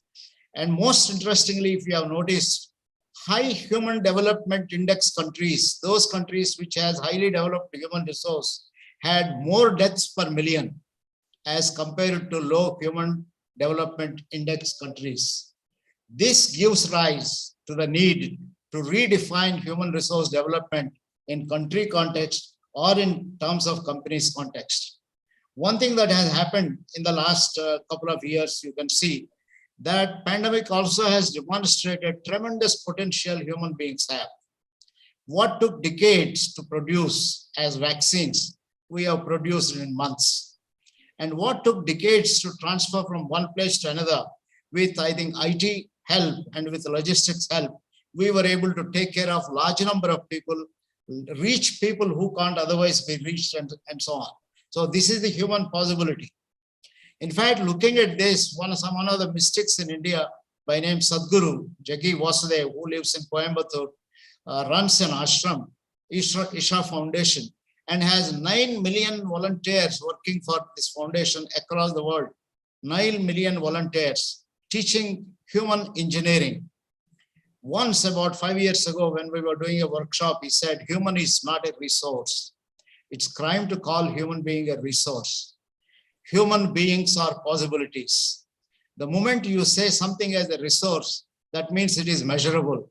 The moment you measure something, it limits, because anything that measured gives you, that is, this is possible to be done, this is not possible to be done.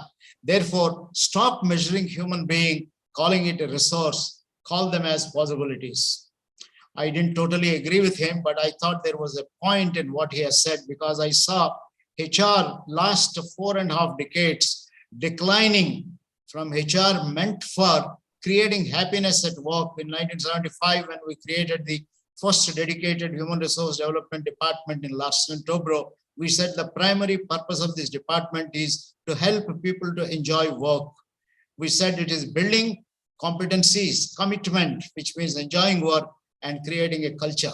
But over a period of time, I think competition overtook all these concerns, and we started treating people as tools to achieve KRAs and KPAs. That's a wonderful terminology. It's a very important terminology, because without KRAs, KPAs, no organization can achieve excellence and things like that. But if you think that the life is only achieving KRAs, then you are forgetting masks, you are forgetting health, you are forgetting welfare, you are forgetting commitment to work. That is what about 2 to 3 decades ago, competition has brought HR to mean resources, resource meant targets. That means people are treated as numbers. So I agreed readily with Sadhguru, and I said, I think this is something we need to promote. Although I think human is an unlimited resource. In fact, instead of calling HR, we should call as HUR, human unlimited resource, or unlimited HR, UHR. But I think this is a good way to look at people as possibilities. I want to, I think for the rest of my talk, focus on this. If we start looking at human as possibilities, and that is what people in the last 2 years have demonstrated, people as initiators, people as creators. In fact, many of our countries nowadays are saying startups. Startups means create new thing. People are possibilities. There are many startups that have come up, if you look at in the last 1 year, in spite of all the odds. I think, therefore, the job of HR is to create more and more of this kind of human possibilities and make sure that the unlimited potential of human beings is used. I would also like to say at this point of time, what is this last 2 years have taught? One of the most important things to me, the last 2 years pandemic has taught, is expanded the role of HR. HR is not merely a human employee champion. In fact, if you ask me frankly, human resource, HR professional have much less been employee champions. They were a lot more employer champions. Even if you look at, I think this wonderful presentation we have had in the last 45 minutes from the BCG group and the World Federation, you can see very strong tones of looking for business and business relationships. It's very understandable because I think HR profession has grown in the business context and forgotten the larger kind of a context. At the same time, if you look at in the last 2 years, those countries which have been successfully able to manage virus are the countries where the top level leaders, that is prime ministers, presidents, education ministers, all doctors, all CEOs focus on health, and they converted themselves into educationists. That means they started taking charge of HR for people. That means they had a single-minded focus on making people healthy, happy, so that they survive. In fact, this gave rise to my reviewing Maslow's need hierarchy. Now I have come up with a new way of looking at Maslow's hierarchy. I now say that you don't need 5 categories of needs. You only need 3 categories in Maslow's need hierarchy. The most important category, which substitutes the basic needs, is need for survival. If you don't survive, there is nothing going to happen. So most important is whatever, by hook or crook, you have to live. If you don't live, then nothing is going to be there. So first need is for whatever you need to do, make people survive. This is the most important agenda for HR people. In their companies, they have to make sure that the employees survive. And number 2, once you achieve that, you need to provide security, emotional security, so that people feel, I think they are closer to the people whom they love, affiliation and so on, and economic security, so that they can continue to have enough of money so that they can make their own kind of a living. And third, also health security, so that they can, once these are fulfilled, all the rest of the categories of Maslow can be condensed to say identity. The human being is constantly looking for identity. The moment you say you substitute identity need with higher order needs, then we are saying human being is in search of an identity, and identity can take different forms. The job of the HR is to help every individual, irrespective of wherever he is working, to create this particular kind of an identity. So therefore, for HR people, most important task at this point of time is to, I think this is very well summarized in the previous presentation. I think you need to care for the employee needs. I think that is one of the conclusions that are made. So we need to look at the needs of employees. But if you look, needs means what? Needs means it's not only the personal individual health needs of the employee, but also the family needs. So you can't anymore say, I don't care what happens to your family. So HR extends from individuals to family. And it's not only family, HR extends to the neighborhood. We have seen many companies in India who started really sanitizing the neighborhood so that the disease does not spread.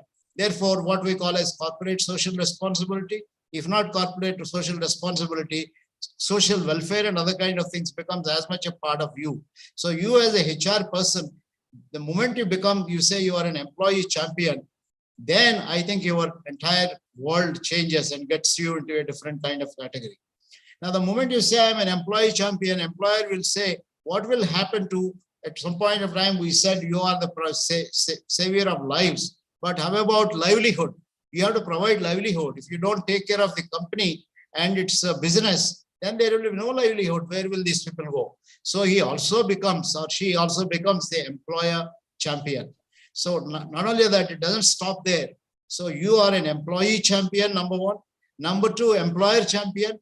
And to be an employer champion, you have to think ahead of your CEO. This is the most important thing, to lift up HR, to think even ahead of the CEO, because most CEOs, I'm sure in the auditorium, some of the CEOs are present, most CEOs are busy benchmarking themselves with their competitive businesses, managing the government, managing the environment, managing a whole lot of things. They have no time to look at sometimes customers. So it is here, HR person becomes also champion of the customers, because every business has started with the purpose of serving the customers. If your customers are not there, if you say, I don't care about the customers, then there is no employee and there is no employer. Therefore, you also become a manager of the stakeholder who are the customers. And you also become a champion of those people who invest, the investors and the government and so on. So the moment you lift up HR to these roles, I think it is scary. First of all, many of us will say HR does not even have adequate time. You saw in Sri Lanka, what are the areas where HR still ranks low and what are the areas it's ranking high, good on employee relations, good on rewards, as the presentation pointed out, but weak on some of the other kind of things. But this is just a part of the story. I think we have a lot more to discover. So the moment we say HR people need to be champions of all stakeholders, I think we have expanded the scope of HR. But is there an alternative? There is no alternative but to do this. The moment you say, then the question comes, you need how many HR people? So I have always said the most important thing to recognize is the CEO is the first HR manager. So in any company, the CEO need to understand, like the prime ministers and presidents of countries wore the HRD role and started telling people, you can see in some of our countries, the prime ministers and presidents went out of way, I think gave a lot of broadcasts to talk of the importance of wearing masks, maintaining distance, getting vaccinated, and taking care of all. Once in a while, now and then you will find speeches, you'll find a whole lot of things. So the CEO and the top management becomes the first and most important promoter of HR. This is an important thing that we need to recognize. Second thing we need to recognize is HR is not anymore the business of HR professionals. HR professionals are certainly important. I'll come to that in what way are they important. But HR is the job of everyone. For too long, we have taken life easy by saying, my HR will be taken care of by my HR manager. I'm sorry, HR manager also is busy. He or she has so many other kind of things to do. Therefore, you take care of your own HR. I think last 1 year has shown that people have tremendous capability to take care of their own HR. We run a small consulting company. The other day, I was asking my colleagues, why are you having all programs only during weekends on Saturdays and Sundays, and that too online programs? What came the response? They said, no one is interested in attending in the week because during weekdays, they have to attend their company work and weekends and only they come. And they said 90% of people who are attending our programs are self-sponsored. What a big change if you look at in the last couple of years. People are no more waiting for their companies to sponsor them to get their skills. They want to invest. They want to develop themselves. This is a big change that is coming. And I think we should promote this change because self-directed learning is best learning. And therefore, the job of HR person is to make everyone take charge of her own kind of a HR. So the moment you come to that, you come to this particular question, therefore, how many people do you require in a company? Normally, we have seen in many companies, some of the IT companies, financial services, pharma companies, and other companies, the number of HR people per 100 employees or 50 employees is about 1. So it is 1:50 to 1:100. But the moment I have lifted up, or we lift up the role of HR to take care of the individual, build individual as an individual, not being bothered about attrition, constantly look for new skills, constantly make sure that the person is kept healthy and happy, the families are happy, the neighborhood is happy, stakeholders are happy, then you start seeing that you need a large number of HR professionals. Now, this is where I would like to propose that it is high time we develop a new cadre of HR professionals whom I would want to call as human possibility volunteers. Now, this is where I take inspiration from people like Sadhguru, who I think simply is across the world using 9 million volunteers. He has 9 million volunteers and he does not pay. They volunteer to work.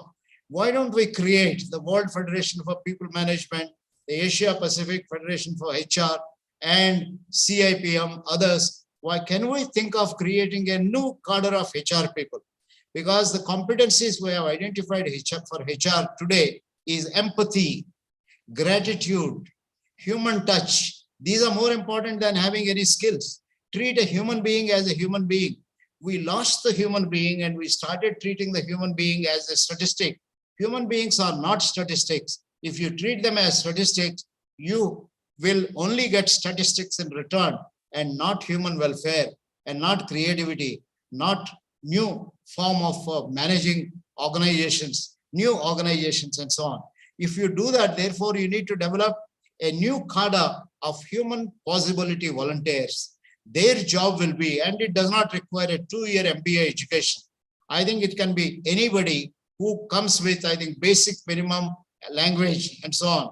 I don't even see any reason why we cannot introduce in the 10+2 in the last 2 years of schooling or in graduation, maybe a few courses, I think, that teach how to look at human beings as human beings, teach basic health, teach basic importance of nature, importance of the climate change that is taking place, importance of the future, importance of water, importance of earth, importance of air, clean air, and things of that nature.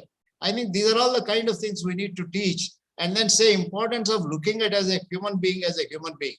Across the world, we have many, many stories of people who came from very ordinary families. Like I think at one time, President of India, Dr. Abdul Kalam, was born in a family where his mother used to sell idlis. And like that, I think there are many, many such examples where people came from very poor families. I myself, my mother used to be a daily wage laborer in a small village where I was born and brought up. So I think there are excellent examples. People can be very creative. So the human possibility volunteers is a new cadre.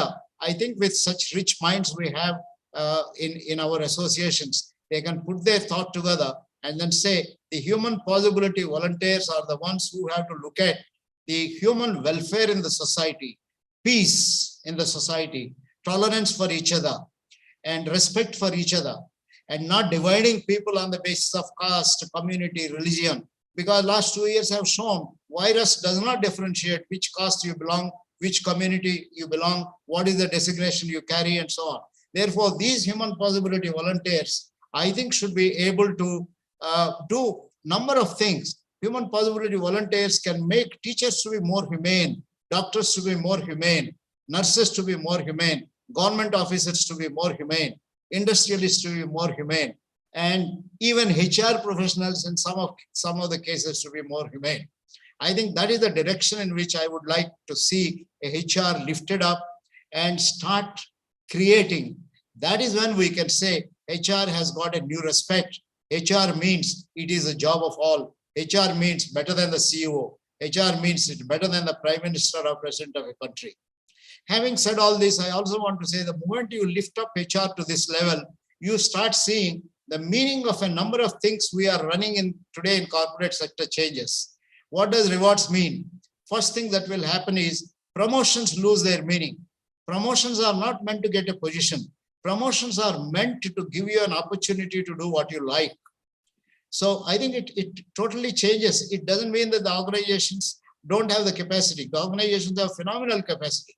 If a person can work only for, let us say, 3 hours in a day, or maybe works only 20 hours in a day, and we are talking of flexible workplace, what is that person going to do the remaining 7 multiplied by 24 hours or 7 multiplied by 16 hours? He or she can do a whole lot of things. I think that is where your entire way of looking at work changes, our entire way of looking at performance appraisals changes. Maintained one of the big unfortunate things we have done was in introducing in performance appraisals this normal probability curve or forced distribution. And I came up with, I think last 5 years, I've been struggling to tell people, when you classify a group of people as extraordinary performers, you are condemning the rest of the 80% as average performers. I think it is better to focus on these 80%. I think extraordinary performers will always continue to be extraordinary performers. Give them recognition, but also try to see how you can build up these 80 other people. So I think you need to revisit entire performance management. We need to revisit the way we structured organizations. Organizations are meant to serve the primary, all organizations, including government organizations, are meant to serve people. I think that is the most important thing for which the employees are there. And it is the job of the HR people to work with the CEOs and constantly reminding employees what a great job you are doing in little thing that you are doing, whether you work for a telecom company or an insurance company or for a health sector or for a hotel, you are really serving the humankind. That is where I think entire purpose entire mission, vision, other kind of things take a totally new meaning, and HR people put them at the top of the world. I think this is the kind of a vision that I have for HR people, treating human beings as possibilities and starting a new beginning. And I would like to summarize by saying, I think this is something which the HR profession owes to the society at large, because we are here because of the society at large. Every poor man who is not able to afford education is subsidizing those of us who got educated. I think we need to recognize this. It's a very, very important thing. We are what we are because what other people who don't have anything, don't have anything. Therefore, we have the responsibility to make sure to lift up the rest of the humanity rather than simply focusing our attention to go up and up in terms of either the financial hierarchy or in terms of other kind of thing. This is the kind of a change I like to see in the HR profession. That is when I think there will be a new respect and totally a new beginning that we are going to make. I want to thank all of you sitting on the dais for giving me this opportunity to share my thoughts. It has been wonderful. I always love to be physically there. Unfortunately, I'm not able to do that, but I hope to see some point of time all of you, and by the time I hope there will be a new cadre of people developed by CIPM and the Asia Pacific and World Federation for People Management Association. Thank you very much for this opportunity you have given me, and all the best.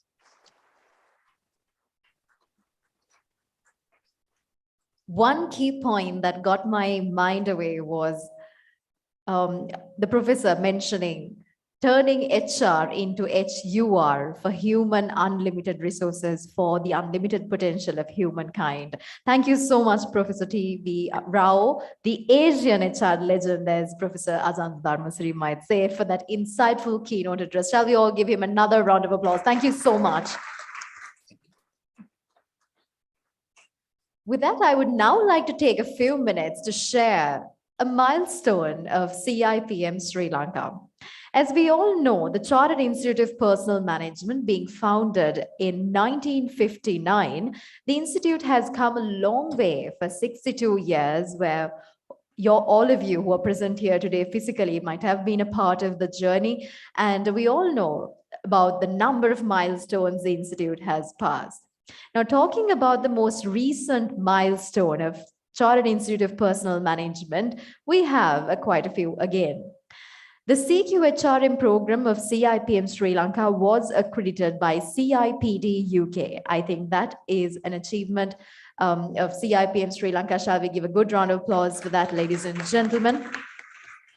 And along with that, we have another one, which is CIPM Sri Lanka was fully accredited by CMI UK as well. I think that also deserves a good round of applause for being CMI accredited. And we have one more accreditation, which is to be celebrated today, right here at the World HR Congress 2021 inaugural day. That is the CQHRM program being accredited by the Asia Pacific Federation of Human Resource Management. And for this, to present the certificate of accreditation, I now invite the president of Asia Pacific Federation of Human Resource Management and the chairperson of World HR Congress 2021, Ms. Namnika Fernando, and the co-chairperson of World HR Congress 2021, Professor Ajanta Dharmasiri. I would like to invite you both in front for the presentation of the certificate of accreditation for the program of CQHRM.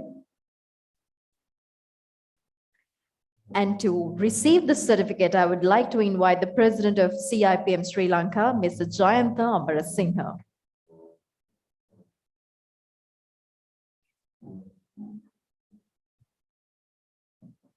We would like to do it at the table itself, is it? Yes.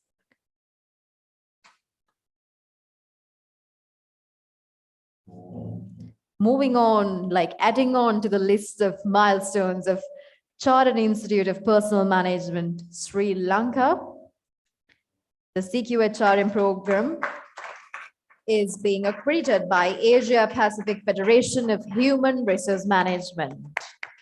Congratulations to CIPM Sri Lanka for this milestone. Thank you. With that, we have now come to the latter part of the program today, and I take the pleasure in inviting the Honorary Secretary of CIPM Sri Lanka, Mr. Priyankar Sanivaratna, to propose the vote of thanks.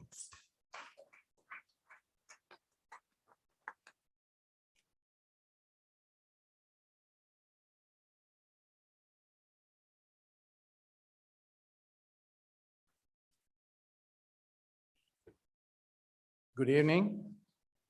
Chief guest, Honorable Nimal Siripal de Silva, invitee, Minister of Labor, President of CIPM, Mr. Jayant Amarasinghe, President of World Federation of People Management Association, Mr. Bob Morton, keynote speaker, Professor T.V. Rao, CEO of CIPD UK, Mr. Peter Cheese, Commissioner General of Labor, Mr. Prabhat Chandrakirti, Country Director ILO, Ms. Sharmin Singh, Mr. Rich Laser of Boston Consultancy Group, co-chairs of the World HR Congress 2021, Mr. Dhammika Fernando and Professor Ajanta Dharmasiri, my council colleagues, staff of CIPM, the distinguished gathering of global and local personalities, ladies and gentlemen. It's my pleasure and duty to propose the vote of thanks at the end of the inauguration of this prestigious World Human Resource Congress hosted by CIPM Sri Lanka. My thought goes back to 2018 when CIPM Sri Lanka was bidding to host the 2020 World Human Resource Congress. At the culmination of the deliberation, CIPM Sri Lanka was honored with the privilege of hosting this great event. My sincere gratitude goes to the President of World Federation of People Management Associations, Mr. Bob Morton, and his board members for selecting CIPM Sri Lanka to take over the task of organizing this event. I thank all the distinguished invitees who are gathered here at the inauguration ceremony of the World HR Congress 2021. I would like to thank the President of CIPM for the leadership and intervention during the event planning processes, as well as my council colleagues for their assistance. I thank the co-chairman of World HR Congress, Mr. Dhammika Fernando, Professor Ajanta Dharmasiri, and the team involved with them in making this event a possibility. To the senior staff of CIPM and the support staff, a big thank you for their cooperation and support in driving and organizing the coordination process. I must mention that although this event was scheduled to be held in July 2020, the COVID-19 pandemic disrupted our plans, and thankfully Mr. Bob Morton and the WFPMA board members consented to reschedule to be held on 6th, 7th, and 8th of December 2021. The fact that this World Congress is held as a digital event was inevitable due to the current crisis. We are thankful to the global and local resource personnel who have kindly consented to be part of this event by sharing their valuable knowledge and experience to deliberate on the importance and future of HR in the wake of many global challenges and changes which have taken place, which continue into the future. I'll be failing in my duty if I do not express my sincere gratitude towards the session chairs, panelists, and moderators playing a key role in this process. I thank the participants in the Congress for enrolling, and I'm certain that there will be much that they will learn and experience over the next 2 days. Special thanks goes to Paragon Group, our event partner, for the tireless work and their commitment towards the event. I thank them from countries for cooperating with us in these difficult times for their participation in this event. I thank the electronic and print media for providing coverage to the World Human Resource Congress. Finally, I wish the Congress success and the participants a fruitful experience at this prestigious event. Thank you and stay safe.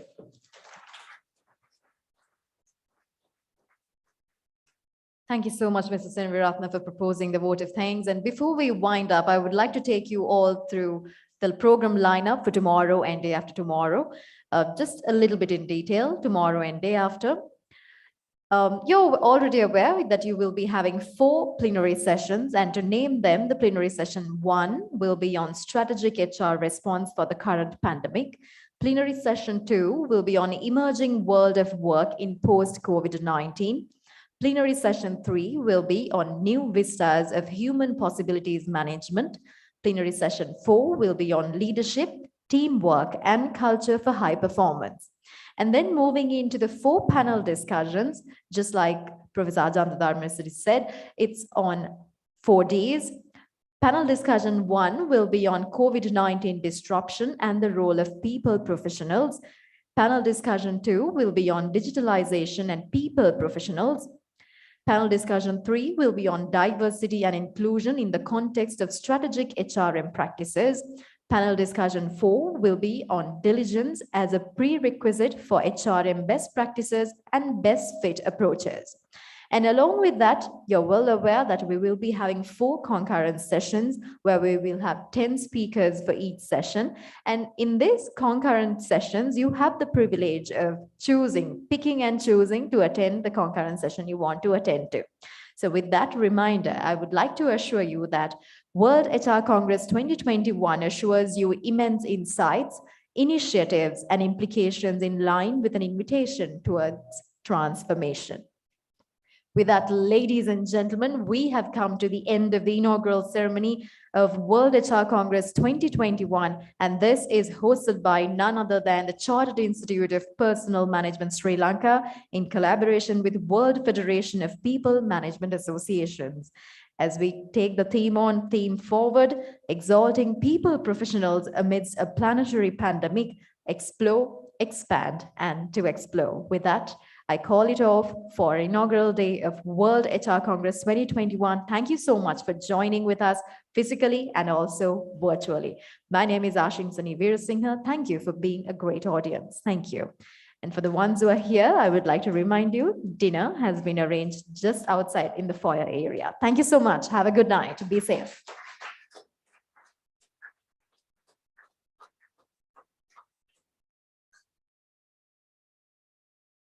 Mm-hmm.